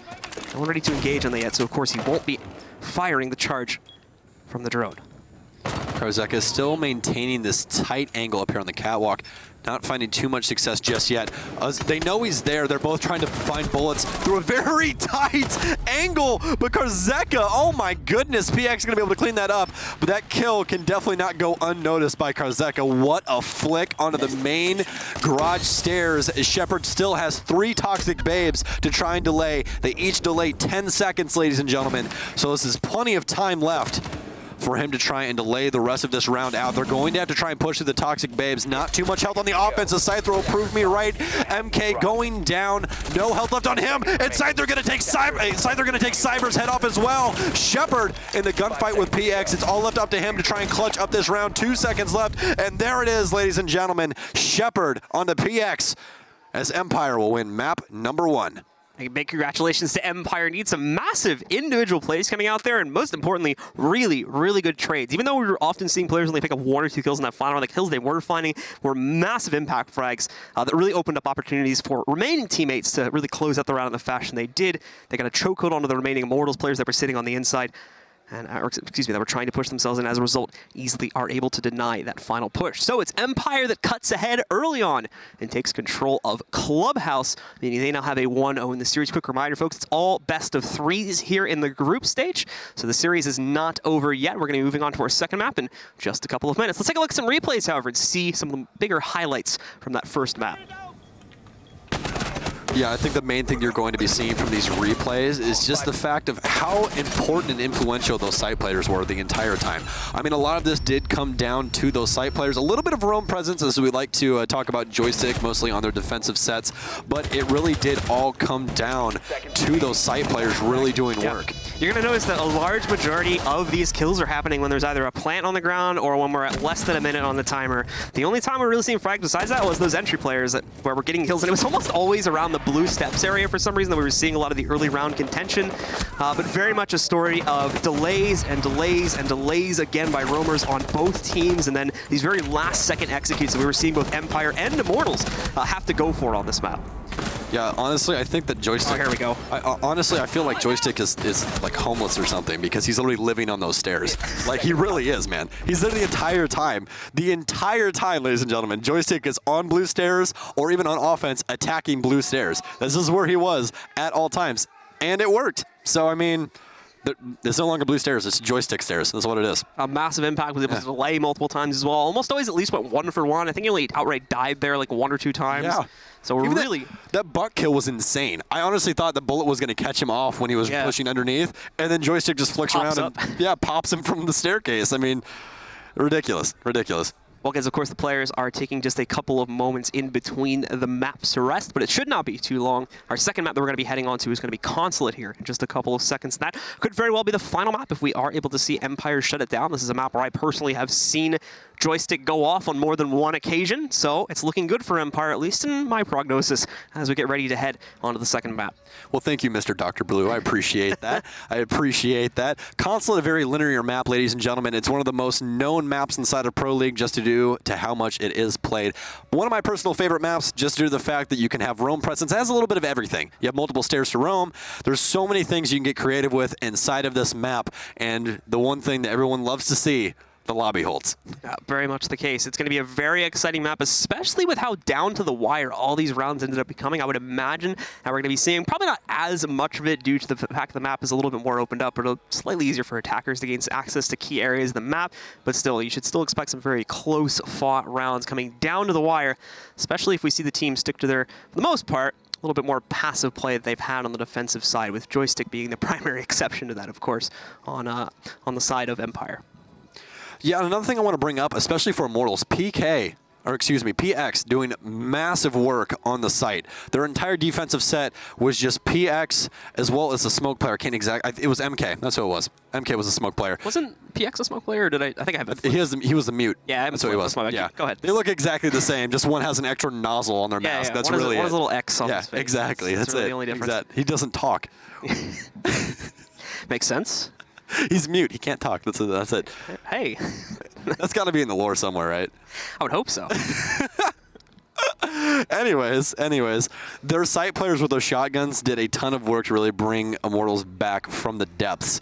And that was definitely something that turned this into an actual map. That was the main thing, is when it was that 5-1 split, I really didn't know what was going to happen because Empire looked so good on their defensive set and really thought they were just going to run away with it on the offensive set. I honestly thought we were going or barreling down to like a 7-2. That's really what I thought. I honestly think we would have ended up 7-1 if that smoke wasn't in there for either of those rounds. The smoke play was just so effective, and it very much, especially in the first two rounds, became the thing that often won them the round because it forced Empire into going for a situation that they were not comfortable with by any means. We saw it on Cash Room, obviously. They got held on in construction and just didn't have any utility to breach anywhere else to get to the site, nor the time, obviously, because of that issue.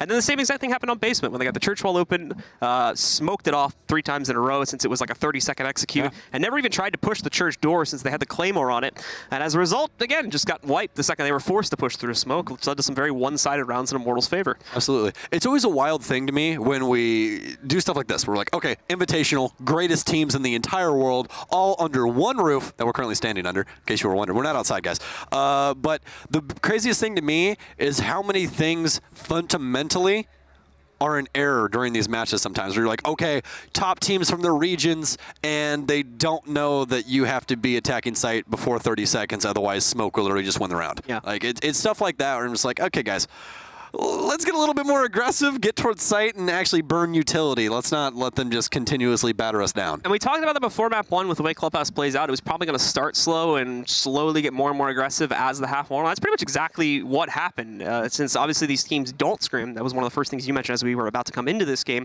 This is a cross-regional matchup, which is oftentimes very rare you actually see that, except at these very big LAN events in Siege. And as a result of that, oftentimes teams are left in the dark about what exactly their opponents are going to be doing unless they scrim them the day before or something like that, which, considering they played them today, would have been a very bold decision in my opinion, but I'm not going to judge that. Yeah, it's a very bold move. So I don't think we saw that, and obviously that means for both Immortals and Empire coming into this matchup, they could only strat on what they see from VODs. If there's anything else unknown besides that, they would either have to rely on intel coming from like friend teams or something like that, or some other means. Yeah, I mean, that was the main thing we walked around yesterday during basically our rehearsal day, which is more or less just a practice day. We more or less come in here, just do sound check, and then leave. We kind of just came in and messed with the teams for 8 hours, didn't we? Yeah, we literally just came in here, just opened up doors like, hey guys, can we step on a scrim, like stuff like that. We just bothered people for 8 hours. Yeah, exactly. But most of our conversations were, it literally felt like high school. They're like, yeah, Rogue isn't scrimming Liquid, and like stuff like that. It was just, you know, people inside of their group, they're not scrimming, and there's other people that they're concerned later down the line that they're not scrimming. It literally felt like high school. Like, this team isn't talking to this team, like so on and so forth. It was really crazy. But so far, this event's been fantastic, as we are going to be launching Consulate right now, ladies and gentlemen. It's time for our second match of the day, at least for me in blue, as we will be jumping into Consulate. And indeed, ladies and gentlemen, this is Group B of the group stage here at the 6th Invitational 2019. Team Empire versus Immortals. If you are just tuning in, we're going to be heading into Consulate. Let's take a look at the bands. Immortals has their pick first. That's an attacker. So what do you think personally is the biggest thing to Consulate? What do you think is the crux of the entire map? What wins you Consulate? Oftentimes I've seen it coming down to how well you're able to control or defend yellow stairs. That oftentimes seems to be the set piece for a lot of games. Very much we see, like, especially on, I think, a lot of basement takes and second floor takes, it really comes down to how well you're able to control that. And if not that, how well you're able to innovate around the map and come up with another option. I think a large part of the success or failure of teams, more so on attack than defense on this map, comes down to how well they're able to play that part of the site, or the map. Yeah, I definitely think that yellow stairs is a huge part of this map. And that is the beauty of this map, is that there's so many other ways to get around as well. So you're like, okay, yellow really isn't working. Maybe we'll go over to server hatch and drop there, try and get a back take onto garage, so on and so forth. But yes, I would definitely agree with you that yellow is a massive part of this map. There's a lot of options. It's more so that everybody oftentimes gravitates towards yellow stairs as the safe option, and sometimes we just don't see them ever innovating beyond that. And like I said, that's the real test of how well a team is able to innovate their strats, more so on attack, but to some degree defense as well. The band's coming out. Looks like Cabana, Glaz, Mira, and I missed the last one. We'll look at it in just a sec as well. Getting taken out of the pool. Echo, that's the last one. So nothing too far out of the realm of normality here when it comes to the bands. Pretty straightforward. Yeah, a lot more straightforward than the last map. Yeah. But to be fair, that's pretty similar to another clubhouse map that we saw with two other teams earlier on in the day as well. So it seems like that's a bit of a trend, at least so far at this event. And we'll have to pay attention to that as we go further and further into the tournament. Yeah, and just remember, ladies and gentlemen, this is a duo stream day for Invite. So we also have the main channel going as well on twitch.tv/Rainbow6. If you guys want to use multi-Twitch to have both of those up at the same time, catch all the action happening from both matches, make sure to do that. There's so much Rainbow content, just like there's been all of January, leaking into February, of this new year, ringing in 2019 with a lot of Rainbow Six. And as a bit of an update, by the way, if you haven't been paying attention to the main stream, we did end up seeing, spoiler alert, mute for a sec if you don't want to hear this, Space Station Gaming did end up taking down Rogue 2-0, and currently we're live with the Group C game, which is Mantis up against G2 on that stream right now. Oh man, Rogue is definitely not going to be happy after that one. Certainly not the case. It's an interesting match going on our main channel, though, as I believe it's the first time we've ever seen Mantis play at an international stage. And as a result of that, there's a lot of pressure on them, especially considering their opponent in that matchup. So it'll be an interesting one to watch. Hey, do you guys know you're going to Invitational? Oh, yeah, awesome. Hey, do you know who your first match is? No, we don't. Oh, it's G2. Only a team that's only lasts like 3 majors in a row. Yeah, it's fine. Easy. Just win, forehead. Come on. Just tap heads, click heads. Just click heads. If you can click a link, you can click a head. That was fantastic. Thank you. Speaking of which, Bullet gonna knock Joystick off of trying to act like he's Spider-Man, and he's gonna fall off the building, as well as Shockwave is going to kill Cyber. So, quick 1-for-1 as the action heats up relatively quickly inside of the admin office. Even though we are playing downstairs on the first. Oh man. This roam game right now, they have Maestro all the way upstairs trying to contest admin. And this is typically the side of the map that takes start at is admin. Everyone starts there, drones down. This map is very linear. You do top floor, you do middle floor, and then you do bottom floor. It's very, very simple, at least, you know, just saying it yeah. Simple, yeah. But that is typically how people do it, as you guys are seeing Empire follow suit. But as we are seeing, Immortals are leading heavily into that top floor right now to maintain control. They have fallen back slightly, and this is what Shockwave is more so trying to counter out right now. He is trying to make sure that the pressure doesn't extend out towards the lobby, and more importantly, that he could hopefully pick up a kill or two from that position inside of the main doorway and start to limit the potential of Immortals a little bit more as they slowly start to drift towards the actual basement exit. Already down to about 1.5 minutes left as well here. So Empire are going to be stressed for time relatively soon, as they've had to spend a lot of it taking care of the second floor. Yeah, and a very good roam game so far by Immortals. I honestly thought they'd have Shockwave play a little bit more aggressive down here, but they do have PX inside of the bathroom with, again, that M590 that he's been rocking basically this entire match so far on defense, on smoke, or mute. But I honestly thought they'd have Shockwave play a little bit more aggressive and just try and counteract Bullet dropping from hatch safely. But it seems to me that they are being very aggressive up here inside of Piano. Karzeka going to be able to find MK, and that is going to be the Maestro gone. And they are downstairs, so that can definitely play a massive death. Karzeka still looking for more as he starts to move forward. The problem is they've lost Shockwave. The trades continue to very much just go in a one-for-one fashion. Karzeka picking up one for the Empire side, but Immortals nearly trading that back against them as we see Bullet nearly knocked out. It would be the first time we see a double kill come out of these guys. PX is there for another one-for-one trade to bring us down into a 2v2. Bullet defends his own turf inside of Piano, taking down Scyther, meaning everything is now on Karzeka. And then when he has control of the diffuser, a safe position on the inside of Cafeteria to plant as well.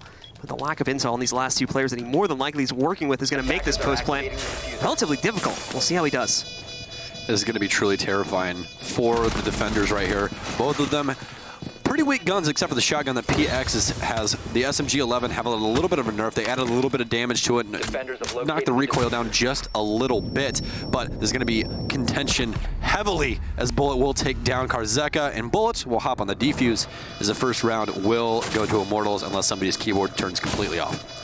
That would suck, wouldn't it? Yeah, it really would. Yeah. It really would. That's had to have happened. I've seen it happen in other games. I've seen it happen in other games. Oh man, could you imagine that? Just key breaks.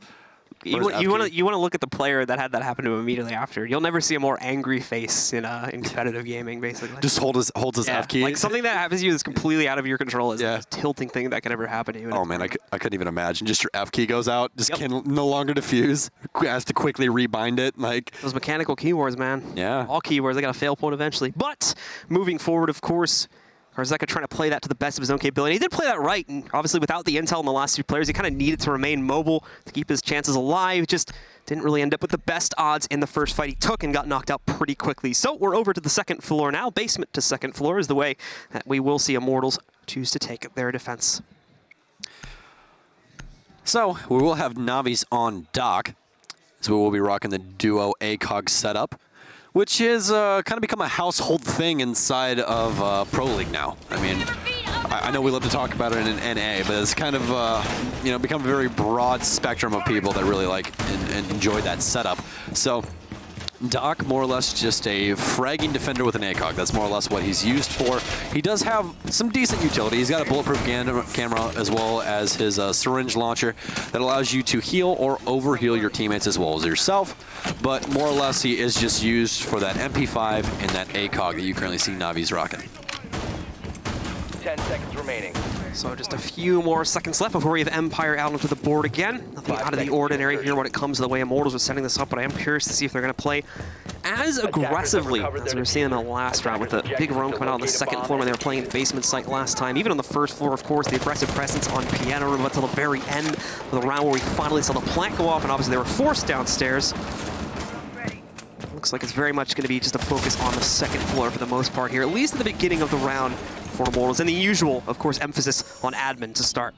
Yeah, and you usually don't see that much aggression by a defense on admin just due to the fact is it's usually a death sentence. It really is, because there's so many cross angles from these windows that you can hold on the doors to where you basically have to dedicate your life. Yeah. Otherwise, there's nothing really you can do. This is all just a massive time waste, and eventually you will die. That's really what admin is for the defense. But they do have some very nice cross angles set up. As you see, Cyber actually is going to end up winning that gunfight against Karzeka. Joystick can immediately get a refrag, but he's immediately going to get taken out as well by Navis, as the defense is actually going to win the trades out on admin. Just barely, though, just barely, as Cyber sitting at a little over 25 HP. They do have the dock that supports, they can get him back up. A nice nade does a little bit of damage to Navis as well, but again, only 25 being knocked off. Overall chip damage being done very well across the board. Some great shots coming on from Scyther on the Dokkaebi. Is able to find the kill, finalizing the death of Cyber, bringing us down into a 3v3. I like to see the Dokkaebi pick up as well. It's definitely going to help them out on execution with those logic bombs being so prominent, being able to vibrate everybody's phone so you have that noise to where you at least know a general consensus of where they are, which is very nice when you are going for that execute. Navi is going to be healing up Bullet before this last little bit of gunfight goes down between the two teams. They are doing a pretty good job of holding down this upstairs. They've more or less just shifted over to the one side of the map, as PX will hold down yellow stairs so nobody can rotate, and behind them, they will have Navi and Bullet maintain frontal pressure. And again, this is just a hard lock on these angles right now coming in from Immortals. They're not wanting to shift too much extra presence into an aggressive play due to how low the player count has already gone on both sides. Down to a 3v3, just under a minute. They know they've stressed Empire for time.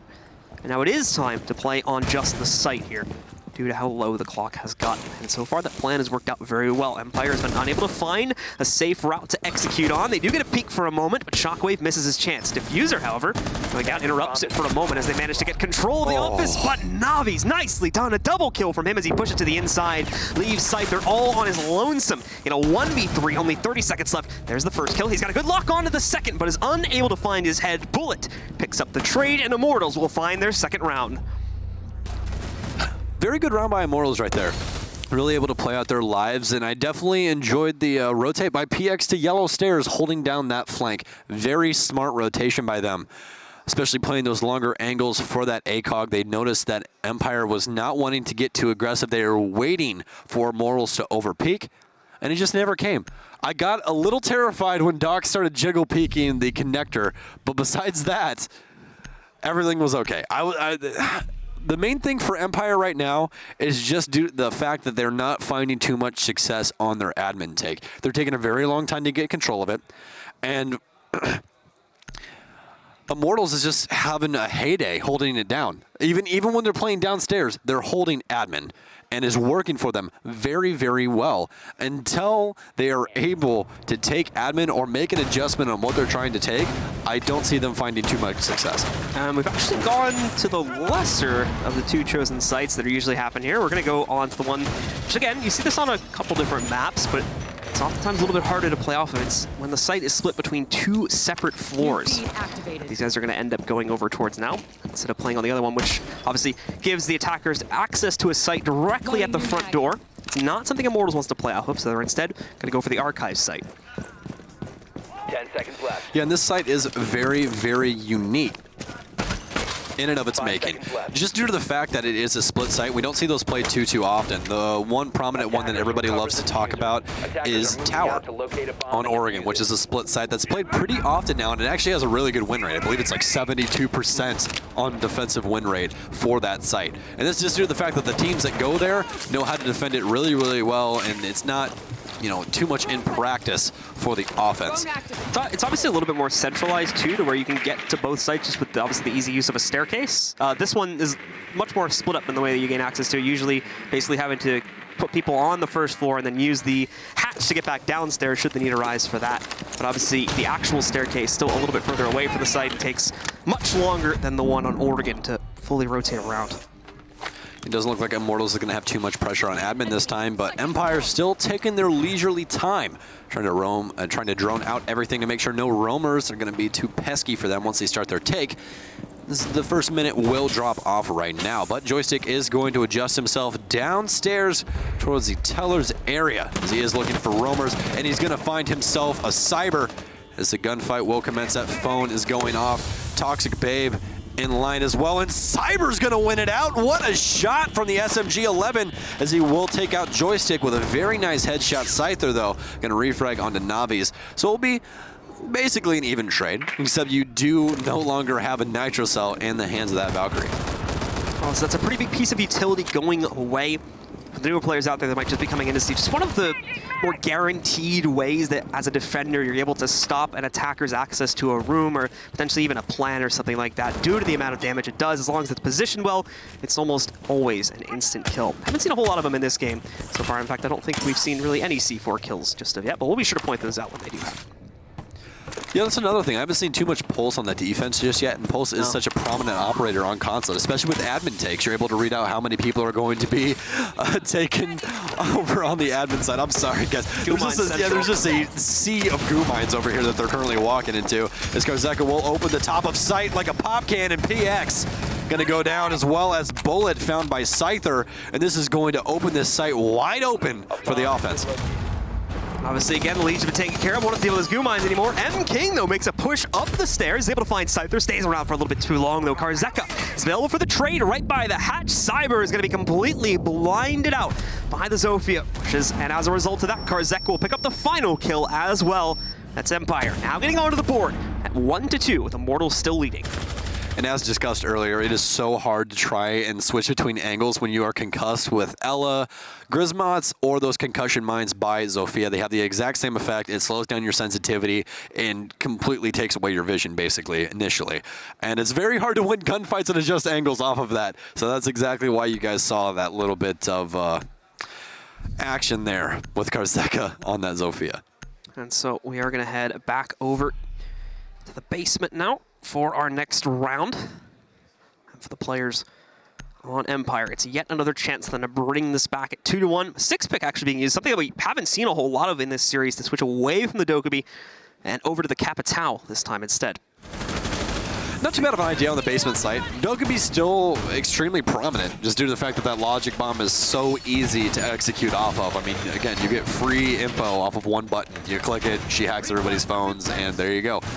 But don't shake your head at the Capitao pick. He can definitely come up and be a fantastic op if needed, just due to the fact of those bolts being able to burn people out of those pesky little hiding places like you guys can see over there. Pipes, for instance. Yeah, pipes. You can even, if you really need to as well, with Yellow Stairs access, you can use it to clear out the garage door if you're having trouble getting access to that. Since obviously Bandit didn't get banned on this map, so he's going to be a factor again. We're going to have electrocuted walls. No mute to accompany him, so obviously they're not going to have an overkill in the amount of pressure they can put on that garage door to start to stop it being breached. But again, they do still have PX on the smoke, and we saw how effective that was back on our last map. Yeah, and I think that is the one main thing, is that I personally feel that there's no overdoing it on this particular site. With Garage Cafeteria, you really do want to just have a ton of denial for hard walls. I mean, if you can maintain that, it's such a big thing for that round. If the garage doesn't get open, you basically win. They have to do a back take on lockers, and that's an extremely difficult area to take from, just due to the fact of it only having 2 hallways. Now we are going to see Cyber continue to hold these windows. Weed him back and forth right now. A little bit risky of a play style, but he locks right in on Joystick, taking him out of the fight before he even has a chance to figure out what's going on. That was an insane gunfight right there. Not even really a gunfight, just more or less Cyber dancing back and forth and then taking Joystick's head off for him. Cyber just taking charge of the situation. Yeah, exactly. He's tired of waiting for the peek from Joystick. He just goes right for it. Shockwave is there for the trade, but it comes right back at him from Cyber yet again. Picks up his second kill on the round, another headshot. This time it's against Shockwave, putting his team at an advantage again in a 4v3. Trades coming back and forth as Shock and Joy are both going to be off the board, but no Maestro. Biggest thing right now is that they do still have Na'Vi on the Bandit, which could definitely come up huge later on in this round. About halfway through the round now, as they are still focused on this roam game upstairs, but they have completely faltered off towards site. Oh, except I do believe one over inside of the CEO office. No, that'll be Scyther playing the windows. And Karzeka is going to be able to leap in. Has to use a charge, of course, so that's not going to be available for the late round here. But again, it's Empire making much faster progress with being able to clear out the roaming presence from Immortals, which we were seeing an issue of in the first round when this was played out. Scyther, of course, will now group up with Karzeka. They'll be able to jump down to the inside of the piano room where they do have a player holding. They managed to open up a perfect view onto him, but the metal bars get in the way as they almost always do, and stop that kill from happening. Offense right now trying to gain some pressure onto site, but to no avail, as those toxic babes will pop off on Yellow Stairs. Shepard almost shoots Scyther in the side of his head. That would have been very, very bad. Would have hated to commentate over that. But he is going to get the Bandit batteries off and get a Bandit in the process, as Navi's will fall down to the hands of Shepard with a very nice headshot. Scyther will get a little bit of toxic fumes inside of his lungs, but he's going to be able to live no matter what through that, only taking a small amount of damage. As Karzeka will continue to try and get this flank off. Scyther going to find one, but immediately refragged by Bullet. Shepard going to try and come up with a fish, but it's not going to happen. Bullet going to maintain his life. Back behind the yellow pillar, but PX going to go down to Karzeka, and he's got to worry about 2. No, Karzeka going to come up huge here, as he's going to win round number 4 for Team Empire. We're going to get down to the wire again on Empire there, but Karzeka controls it, and of course they get that nice crossfire at the end to eliminate the final threat and pick up another round for them. A tie game now at 2-2. Both teams neck and neck currently. What a smart rotation there by Karzeka as well. A late flank at the perfect time to pick up 2 kills. Very smart player right there. The initial thing right there was that roam clear by Empire was just not clean at all. Very, very punishing, losing 2 players very early. The kill on the joystick was the one that worried me the most, just due to the fact that he didn't trade off any damage or any information. He's like, hey, he's been an admin the whole time, and I'm dead. So it's, I mean, that's really it at the end of the day. So that's one thing that you don't want to see from those entry frags, when you have no information and you just get fragged out from a very obvious location, and there's plenty of places to rotate to. Basically, the only call right there is, hey, he's upstairs. That's really it. Yeah, pretty much. So moving into our next site now, it is going to be the basement once again. Guys on Immortals are just going to reattempt that same site. They came very close to it. Had the last member of Immortals actually been hidden a little bit better, there's a chance he might have been able to run that to the timer. It didn't end up working out too well. Obviously got crunched with a 2-man push at the end there. Team Empire, of course, will be happy about this when they figure out about it again. They've slowly started getting better at clearing out the roamers with a better pace on Immortals' side there. So if they're once again able to make an improvement on that, the execute may finally come through for these guys and allow for a bit of a cleaner round this time. It does seem like Immortals is going to stay on par with what they did last time on this site, which is put everybody and their brother upstairs and just try and maintain that pressure, which isn't a bad thing. If they can lock down the garage early, which they've been able to do consistently, and have your other ops upstairs to just try and keep all the pressure off of Piano, that's a great strat. That's fantastic. It's worked for them already. They're going to try and see if it can work again. It did not work too well last time. Oh my goodness! That's not a joystick, ladies and gentlemen. That is a mouse right there, as he just completely deletes that man right there. Sorry. Cyber's gone. Wow. Okay. You show a little bit of a pixel. And He saw him move and it was whack! Slapped him with a bullet. Oh man, that was ridiculous. But what a way to clear the roam game. Definitely a way to clear the roam game. Also, admin access. Yeah. Definitely not as hard as it was in the previous 3 rounds. I think he just got a little heated after Cyber completely slammed him off that window. Yeah, he wanted revenge right there, and he certainly got it. So not only have they gotten that kill, but a second has been picked up as well, bringing things down into a 5v3 already, just above the 2-minute mark as well. So Empire are in an amazing position right now, as long as a flanker, something of that nature, doesn't end up catching them off guard in the late game here. The main thing right now is that they're going to want to try and just maintain the close pressure that you can have on site. So like Locker's hallway as well as the bottom of Yellow stairs, as long as they can contest those, they have a very good chance right now. They're only halfway through the round though, and that's what we talked about earlier on today about roam pressure. You don't want to die early on, you have to try and waste time. There is so much time for the offense to play with right now, and this is not looking good for Immortals at all. Empire has to mess up here for Immortals to win this round. So we can already see the attempts to breach things open. Empire are pretty much already set up for their execute. We talked a lot about timing, and this time it's a very, very healthy execute that we should end up seeing from Empire here, with just over a minute remaining and already getting prepared to push down into the basement onto the sites. Empire have a lot of time to take things slowly on this execute, try to fish the players from Immortals out of positions one by one. They will start their work on Yellow Stairs and Shockwave. Gonna pick up 2 easy headshots. Bullet and MK gonna fall by the wayside for him. And it's gonna be all left up to PX. An SMG-11 and a Dream, apparently. He gets 1 on Scyther as well, just tapping away at the stairs. However, it's Karzeka again that will finalize things with a quick trade back inside security. Yeah, there is one main sort of mantra on Empire, especially over the Pro League season. It's if Joystick isn't doing the absolute best, Karzeka is right there to step into place. And he's definitely showing his prominence inside of the game right now, as he's just fragging out of his mind. And this is very much seemingly Team Empire now taking the lead. It's been a very slow kind of tidal shift into their favor over these 5 rounds, but it very much seems like Empire has control of their attacking side now. That could change going on to the second floor, of course. We'll have to find out on that. Once again, Immortals bringing pretty much the exact same lineup that they did to this site on the previous rounds. Not much of a change will be needed for them here. They came very close and have won on this site in the past. Yeah, and a good keynote right now is that, if you guys did not know, all of the maps currently inside of Pro League are defender-sided. All of them. Which is a big deal, just due to the fact of how much utility the defense has right now and information that they can gain. It's very punishing for the offense, and they really don't have anything to counter it. The main thing about that is, with stuff like this, where it's currently 3-2 and we have Empire in the lead. If they're able to go 4-2 right now, they are absolutely in the driver's seat and are looking to take this match. Especially considering that obviously the first two sites that they would go to would be second floor and basement, which are by far the easier sites on this map when you compare it to the other two. So they would, in theory, have a very easy way to carve right up to 6 rounds at the start of the half, and then it's just a matter of picking up one more out of like 4 or something like that for them. And that should be a very, very easy task for them to be able to shut things down and take a relatively quick 2-0, all things considered. Especially when you compare it to some of our other matches for today. But as usual, things will start off with a little bit of droning here. Joystick doing it for himself. Does get the spot onto one in the right corner that you can see the ping for now. Will choose not to engage at this point. He's going to hold back for a few seconds, and it's Cyber instead that finds the first kill for Immortals against Shockwave. Cyber continuing to be aggressive inside of admin. Scyther will find one of his own as well. That's going to be Bullet. No more Nitrocell on the Valkyrie, but chems are already up, so don't have to worry about those.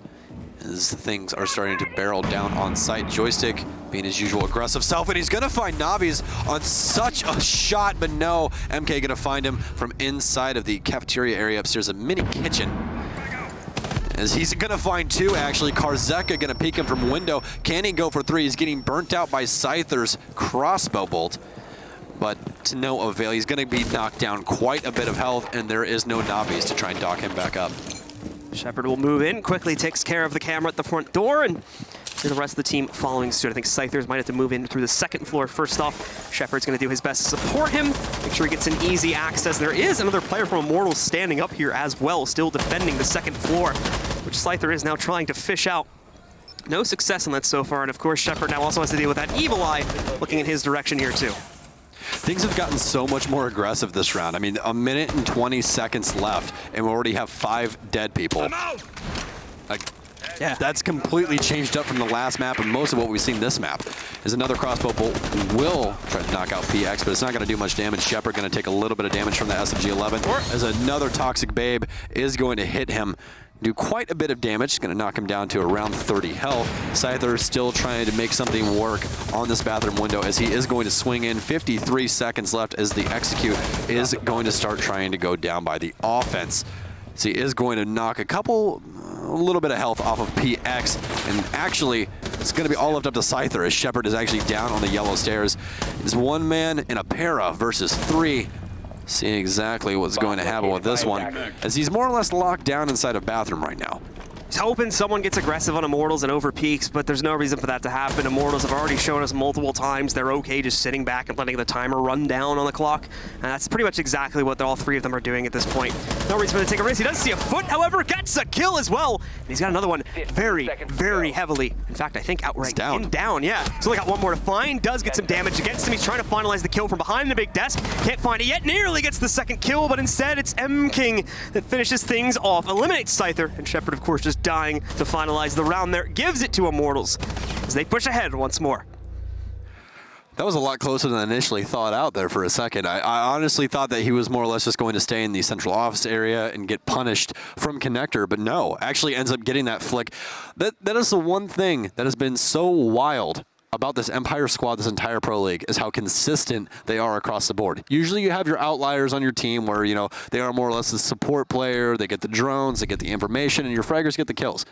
On this squad, it's just everyone can gun. It does not matter who it is. They can be playing Thermite, they can be playing anything, but if it comes down to a clutch situation, it's winnable, which is just wild to me.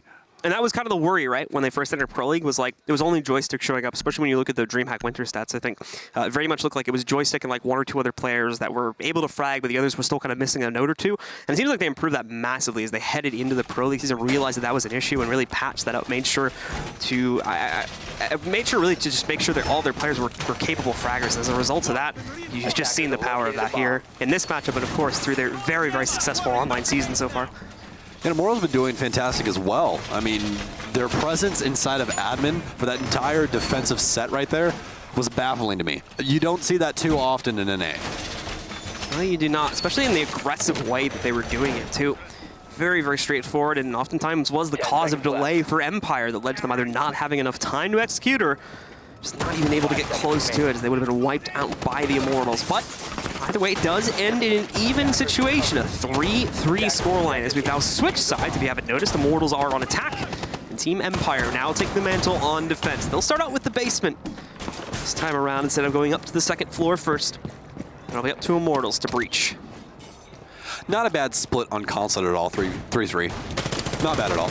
So this is definitely winnable by both teams right now. Consulate is actually one of the most even maps out of the entire map pool right now. And actually, the weird thing is, the most even map in the entire map pool, and everyone's going to think I'm lying when I say this, it's Oregon. Did you know that?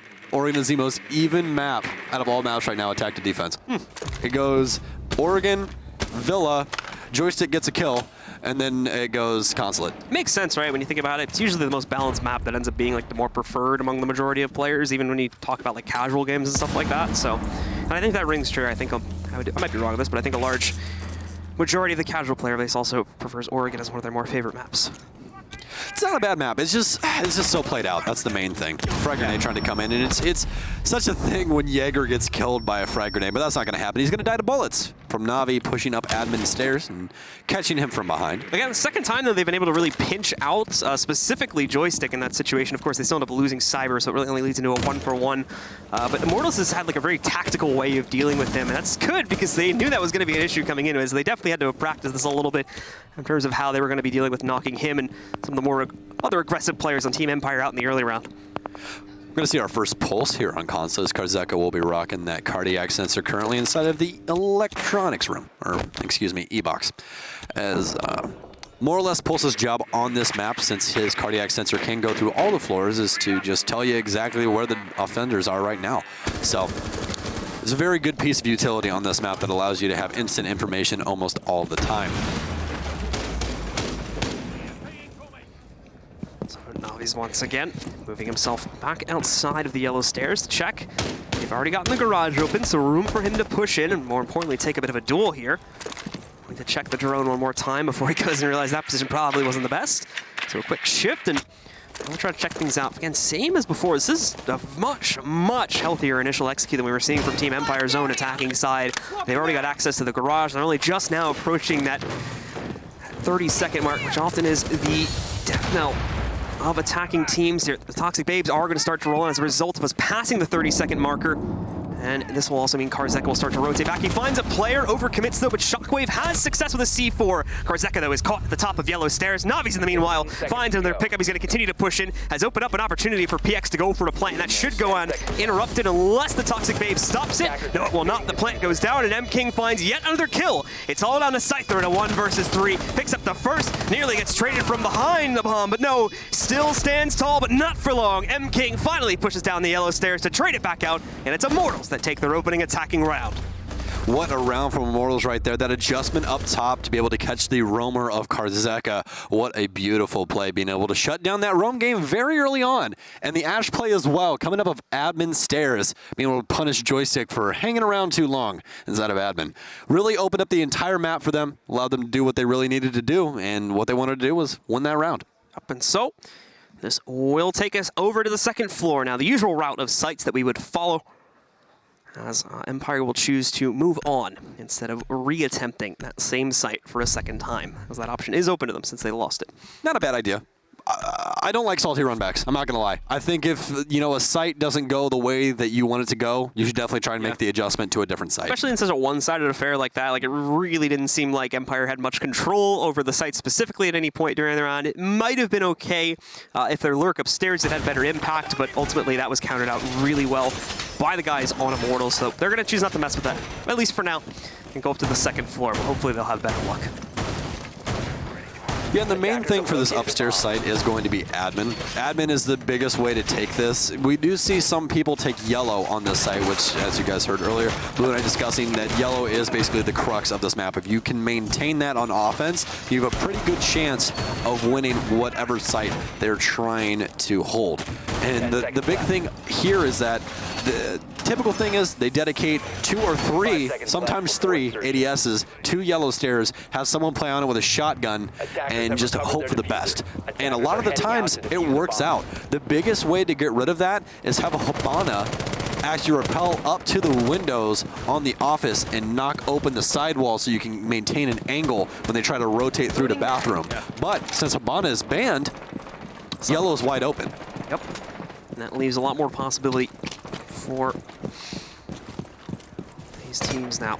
As we will see the Immortals look to push themselves ahead.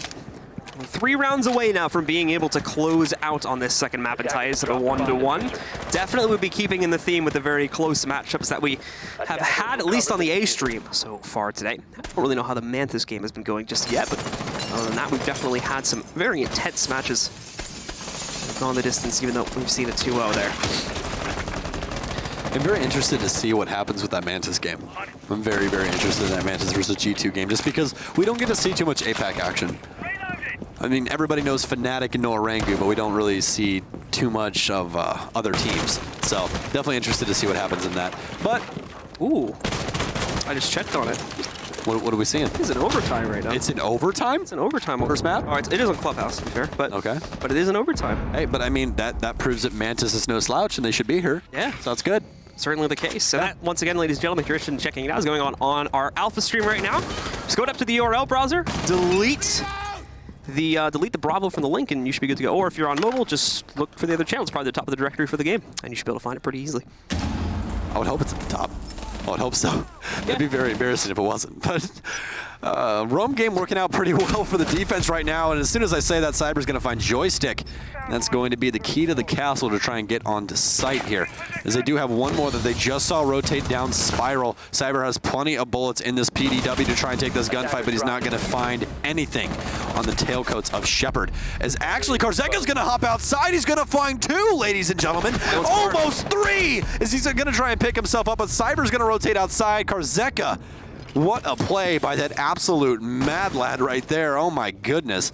He had Diffuser down as well, which explains, well, partly why he's kind of stuck out there, and as well why he wanted to stick around and fight for additional kills instead of just running right back inside, since he had control of the Diffuser and could just waste a bit more time, which already done a fantastic job of here. We're down to already 30 seconds in the round.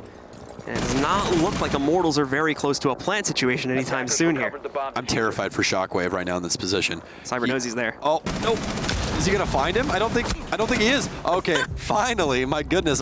So, as most of you guys know, caliber-based destruction is the thing in this game, and you have to have a certain caliber of bullet to be able to go through certain objects. So, since the PDW shoots a 9mm, was not able to find any success with that. But Scyther will find some success with his Evilize. He will knock down MK, and Cyber gonna try and go absolutely massive right now, but nothing gonna come of it. His Team Empire will win defensive round upstairs in the office/meeting room area. Obviously, they're Immortals more so than anything just being stressed for time because of the delays that were thrown at them.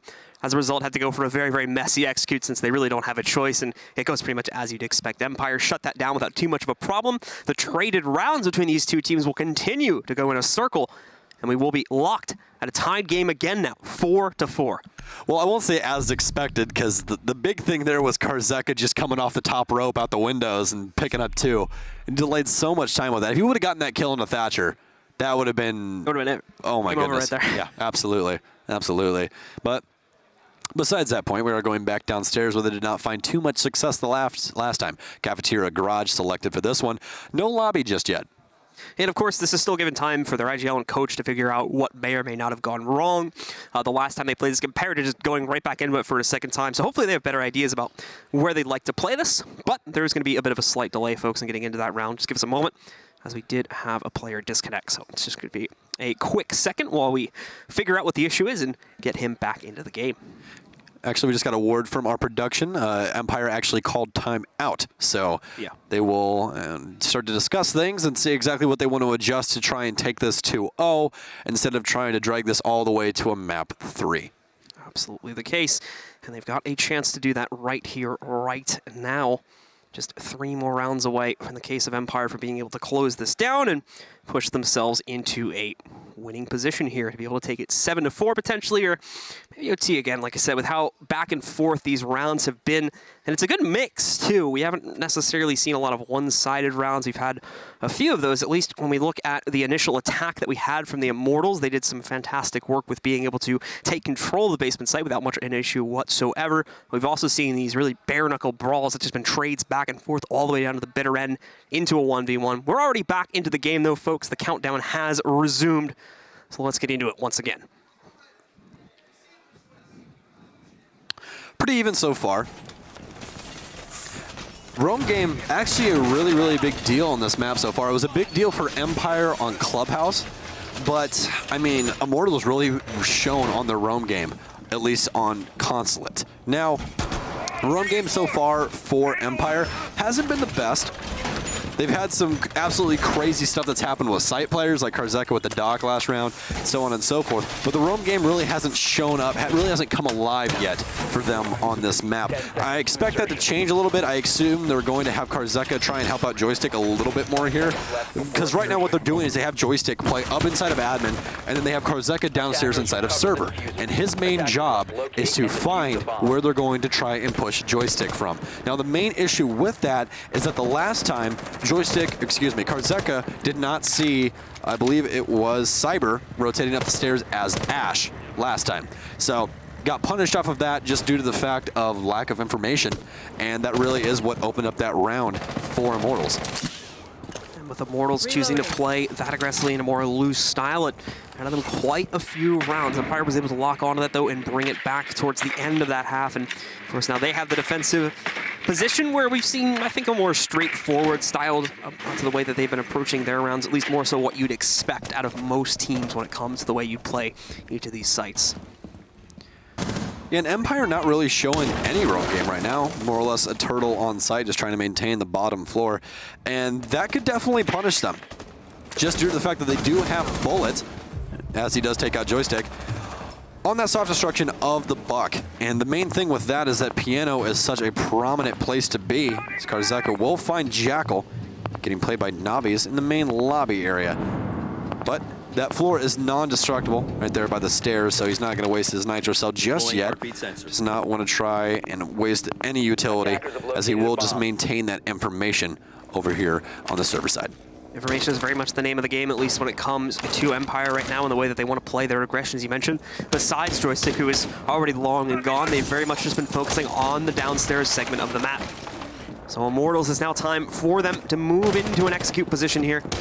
There's not really much else in the way of roaming going on here. Already got the garage door open too, so this, in theory, could be a very straightforward attack, but it seems like Immortals are running into some issues. Shockwave finding success and having to forward to finish it off, and Shepard with another lineup.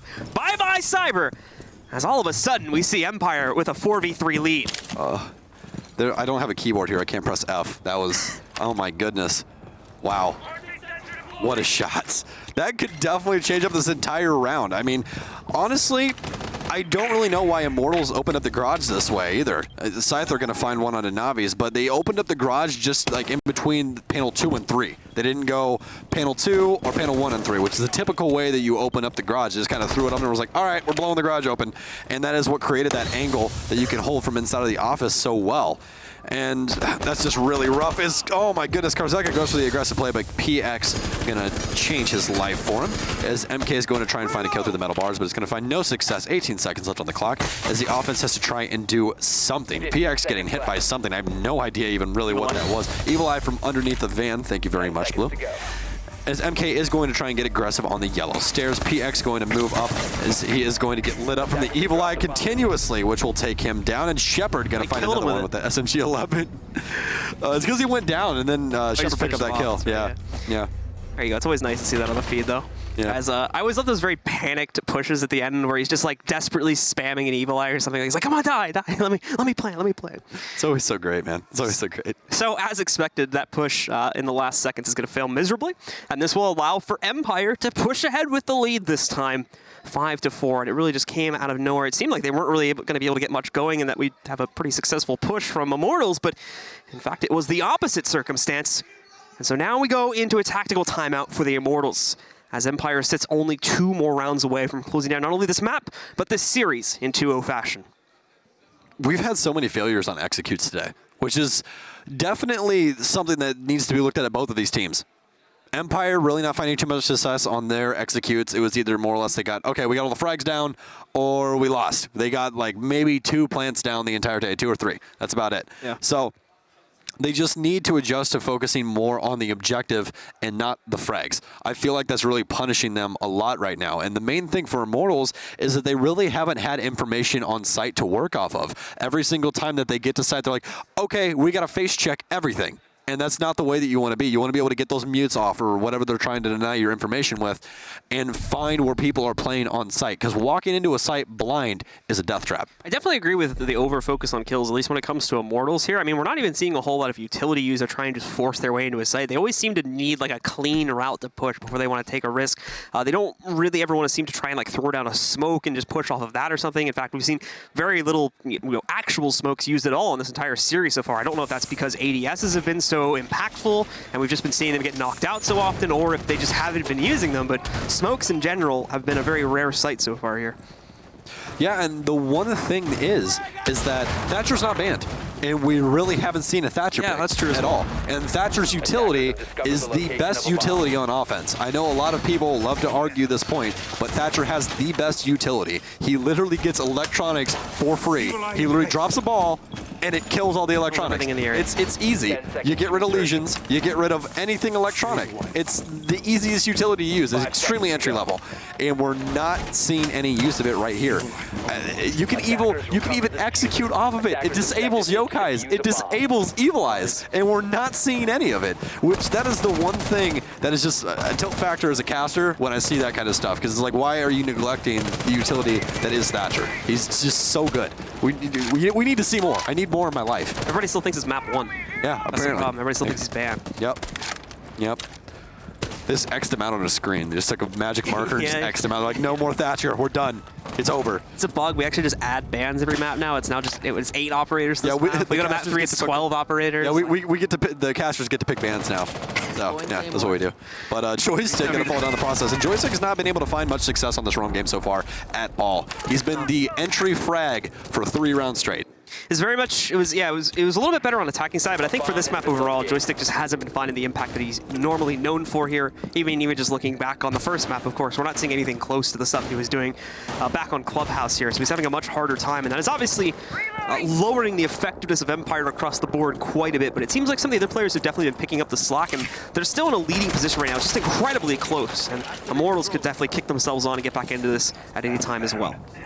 Yeah, very close scoreline, 5-4 right now. Not 5v4, but it is a 5v4 anyways. So I wouldn't have been wrong either way. We're good. But Lobby is the site that they are going to be focusing their sights onto right now. Mostly an upstairs hold, as they are going to have Karseka in bathroom and immediately going to get fragged by Cyber, as he will try to clear out this roam game, but an immediate refrag by Shepard. There's been so many kills of the SMG-11 today, which has been very surprising. I personally am terrible with it, but Bullet's not terrible with the F2, as he will take down Shockwave inside of the flag hallway. Shepard all left alone upstairs inside of Connector. The reason why the SMG-11 oftentimes comes off as hard to use is really because of the recoil, in my opinion. It has a very large kickback on it compared to some of the other weapons, and you might even see it if you pay attention to how quickly the point that the player is aiming at goes up when you shoot that gun. It's just way more aggressive than a lot of the other guns in the game, and as a result, it's harder to control. M-King, once again, find another pickup here as Empire just can't seem to get much going, sadly, on this round. The plant already coming down for PX as well. That should go down without much contention. In fact, they don't even need it. Bullet finishes off the round, and Immortals have themselves a very, very clean affair against Empire. Immortals a much better info game on that round, being able to take the upstairs, identifying out how many people were roaming upstairs, and took it appropriately. Grabbed the yellow stairs, just like we said, very, very controversial piece of the map. We're able to maintain control out the whole time, push upstairs, take out all of those ops, get it down to 1. That's really where Immortals shined right there. Empire, on the other end of things, just, you cannot consistently take on 1 versus 1s consistently over and over and over again. It's a very bad thing to do. You have to have someone there to refrag you almost immediately. As we are going to see Bullet bring out the Blitz, give a little bit of a scare, but he's going to switch over to the French operator, Twitch. Yep, so we'll see the Twitch come back in. We haven't seen a whole lot of, I think it's the first time we're actually going to see Bring All That out in this map. We saw a little bit of the usage of it back over. We just saw it a little bit in the last round, actually. Did we? Yes, my bad. Oh, good. Apologies. Don't worry. It's just you and me here. There's nobody here. Yeah. Only like, it's not like there's like 20,000 people watching. Yeah, it's fine. It's okay. It's all good. It's all right. But I didn't hear that.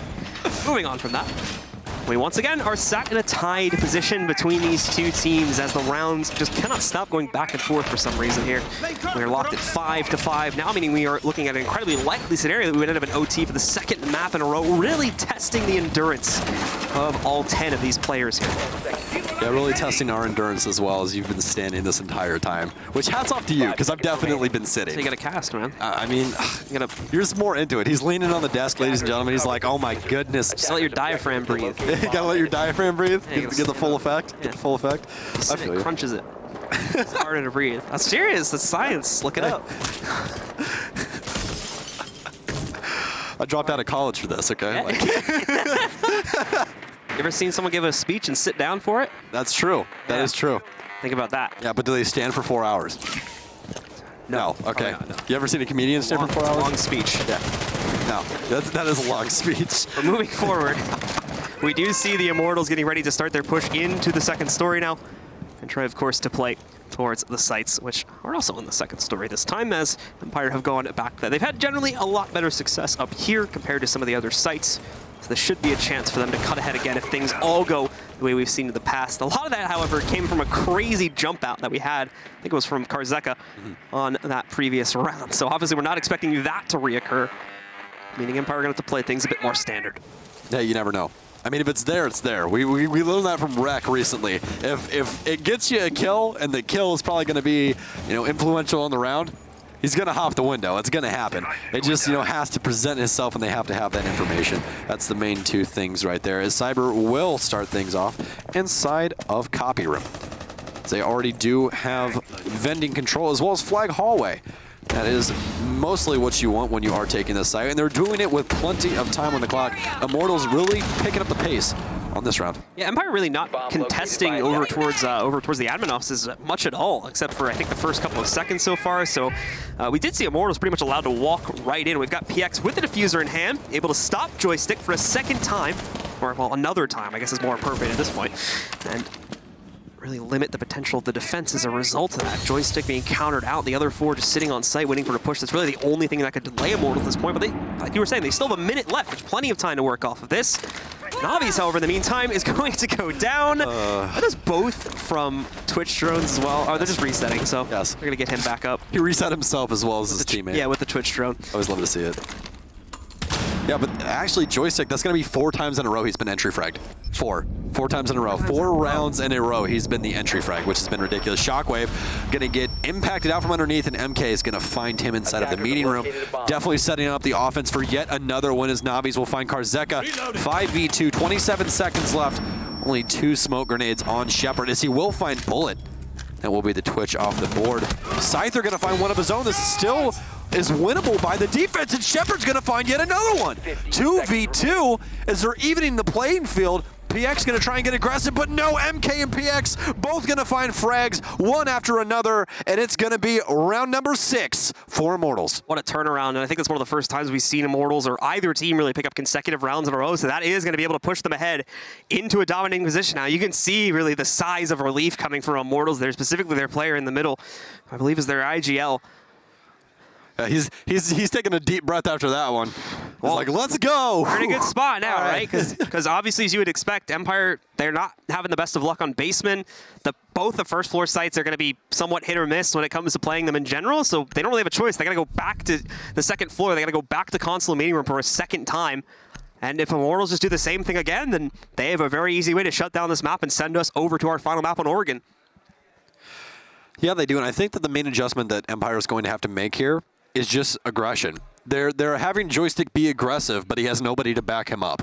I think that this shift right here is going to be Karzeka over to the dock to try and help them out just a little bit. I think he's going to try and play off of Joystick and try and get this aggression to, really work this time around. Yeah. Because that's really, fighting fire with fire in this game isn't necessarily a bad thing if you do it correctly. You just have to play smart when you do it. If you are able to refrag things out, clear out the entry fraggers, and just make it down to the core set of offenders versus your core set of defenders, usually the defense wins in that scenario. So you just saw there on the stats as well, the struggle that mainly Joystick has been having for Empire, down at 5 and 10 right now compared to some of his more dominant teammates who have 11 and 14 kills respectively. And with that, of course, there's no reason as to why Empire has not been anywhere near as dominant either on attack or defense comparatively to what we're seeing from Immortals. A lot of it has to come from the admin hold. Empire fell back without much contention at all happening towards that side. They tried to turtle in the site for a large portion of the round, and Immortals, well, almost lost to it due to the efforts from Shepard primarily, but thankfully were able to turn that back into their favor in the last round. Yeah, it all came down to that last gunfight by both defenders. Just did not fall into their favor. But we are going to see Finka for the first time today, as one of our wonderful co-workers slash bosses slash he works for Ubisoft. Anyways, we have no idea how Finka got the scar on her face, and we got questioned about that. And I was like, I have no idea. We both thought it was a bear because she has the Russian sights, but she's not even from Russia. She's from the Ukraine, if I remember correctly. Is it even a? Yeah, I guess it's a scar. It's like one big scar. Just I'm trying to see it. Just looked like she had a bit of dirt across her face for a second there, to be honest. But I know you guys couldn't see it, but Blue got really close to the monitor. He's just staring I'm into inspecting Finka's now. face. You know, Like, I didn't really notice it before, to be completely honest with you. It was just kind of there. I didn't, just slipped and fell as a kid. I didn't really think much of it. Just ate barbed wire. That's what she did as a child. 8 barbed wire. Ate Wow. it. Dude, that's what you do in the Ukraine, right? I don't know. What? All right. So we are going to see a battle hole early on here. Navi's nearly losing his life to Joystick as he finally finds some success, I guess you could say, in not dying at least for the 5th time in a row. Yeah, good for him. I mean, hey, he's made it past half the round, which is exactly what you want out of your roamer. He really hasn't been playing the time game. He's been playing for frags, and it's not working out. You can see the adjustment in his play. He's like, look, I don't want to take gunfights initially. I want to try and just show my presence, back up, waste time. And he's doing beautifully at that right now. He's in the meanwhile is going to move up, but he gets caught by Shockwave in the meanwhile. And of course, he'll go right back to the inside, safely swirl away on the site. So finally some success for Empire, getting that early 5v4 advantage to play off of. Certainly limits the potential, but it's Cyber with a great pre-fire as he goes in through the door to find Karzeka and trade it back once again down to a 4v4. Now, of course, you've got Shockwave right on the other side. He's going to make an aggressive push, but it's caught as well by Cyber. Bullet also finding an impact kill of his own with the LMG on the Finka. And just like that, Empire down to only 2 players left, and Immortals in a 4v2 position. This is their opportunity to shut this game down right here and right now. Is there any other way to play Finka? Finka LMG, ladies and gentlemen. Such a prominent thing due to the fact that her ability does take away recoil. And Joystick finally going to show a little bit of his face as he is going to be able to take out Zofia, but he has 0 health left. As Scyther will try and maintain pressure onto the site windows. Plant has not been started yet as he will get taken down from Flag Hallway. It's all left up to Joystick. 1 versus 2 situation. Almost 1 HP in a dream as he's going to try and win out another gunfight and he's going to down PX. They're playing paintball, ladies and gentlemen. 1 health on both of these operators right now, and he's got to try and get the diffuser down, and it's not going to happen. Joystick coming into the clutch when it's needed. You remember what I said about Joystick in the last map? He can be hit or miss at times, but when he hits big. I guess they never miss, huh? All right, I wasn't going to go. I knew that someone was going to say that. If not you, the chat would. Yeah. I was hoping it wouldn't have been you. It's probably just getting spammed right now. Dude, Slightly disappointed in you. You know I embody the memes. Like, that's what I want Twitch chat. When I go back and watch the VOD, I just want to see the Twitch chat just memes. That's all I want. That's it. But that's the thing with Joystick, right? Even when he's having a bad game, he can still pull out stuff like that, which single-handedly has just saved his team and brought them to overtime. And here's the bad news about Joystick.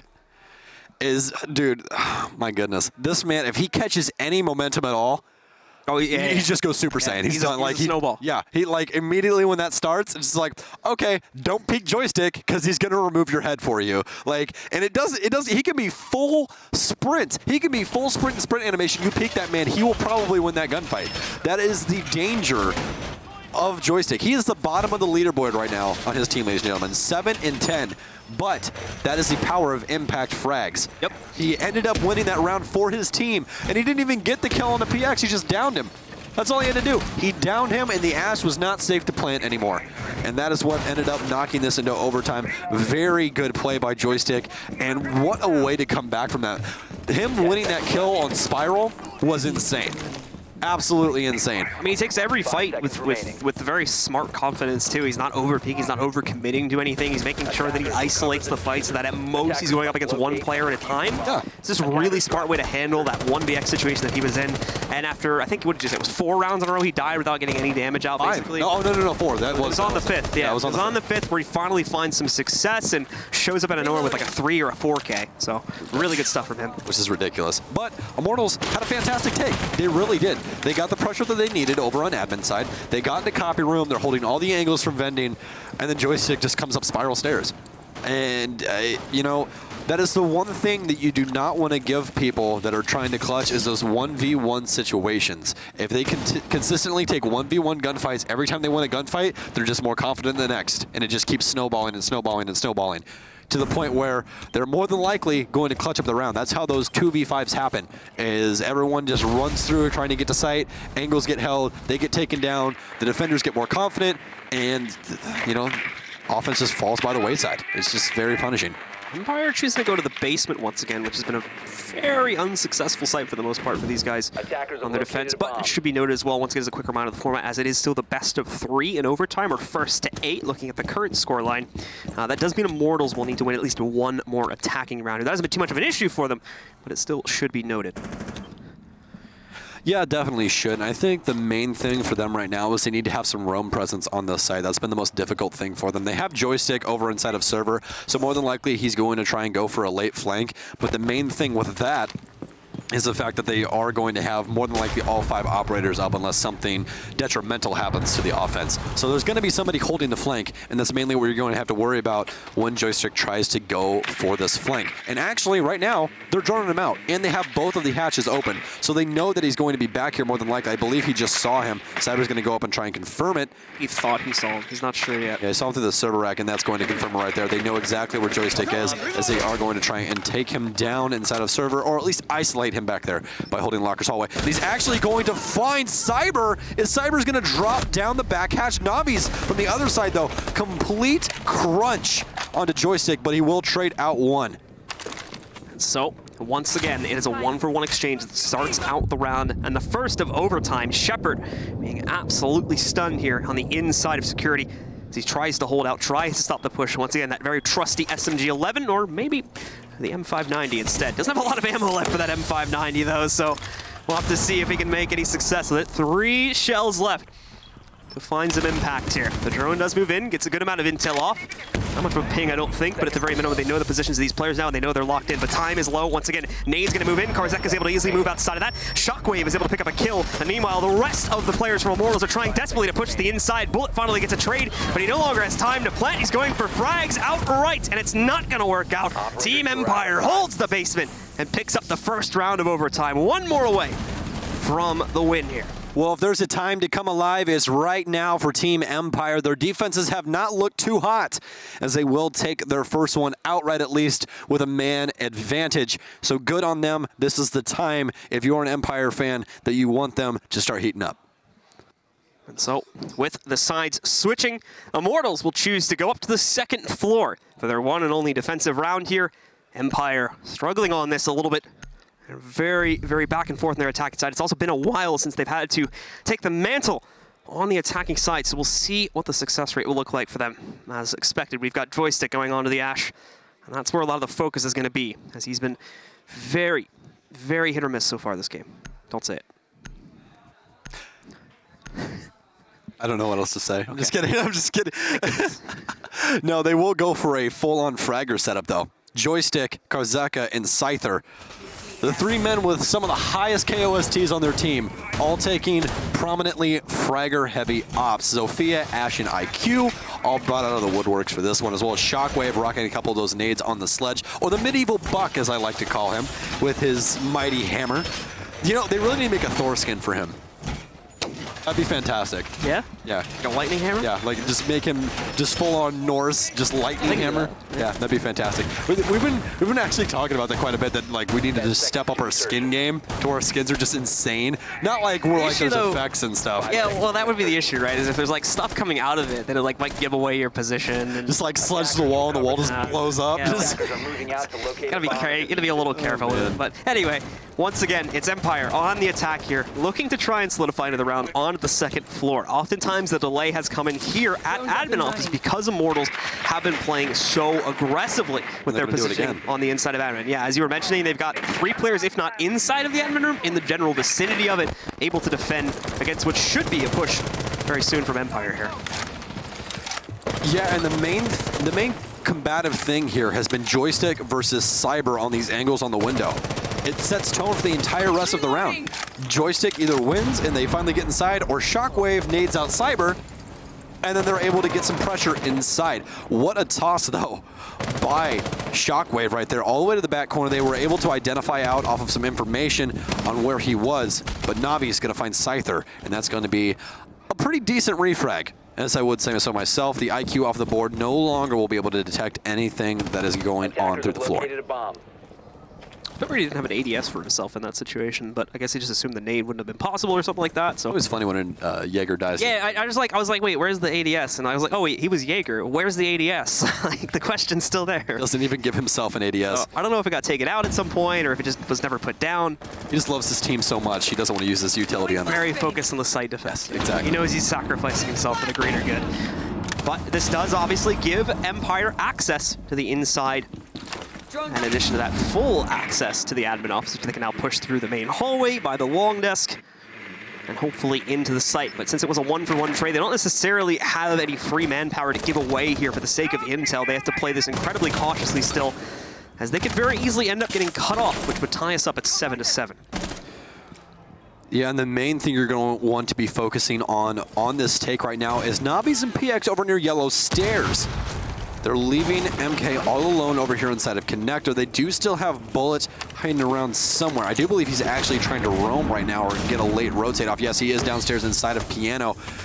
He's going to try and stop any plant inside of Console, but he's actually going to get over inside of the default plant spot inside of Meaning. Joystick going to find one. He's trying to cut off the bathroom rotate, and he will successfully do so. Navi's and PX both falling to the wayside for Joystick. Can Joystick find three? He flicks around. No, not going to be able to convert MK, but the diffuser is down. Shepard going to find one. It's all left up to Bullet, ladies and gentlemen, as he's going to try and take the angle, but no, Karzeka going to shut him down, and that is all she wrote, ladies and gentlemen. Empire going to take it over Immortals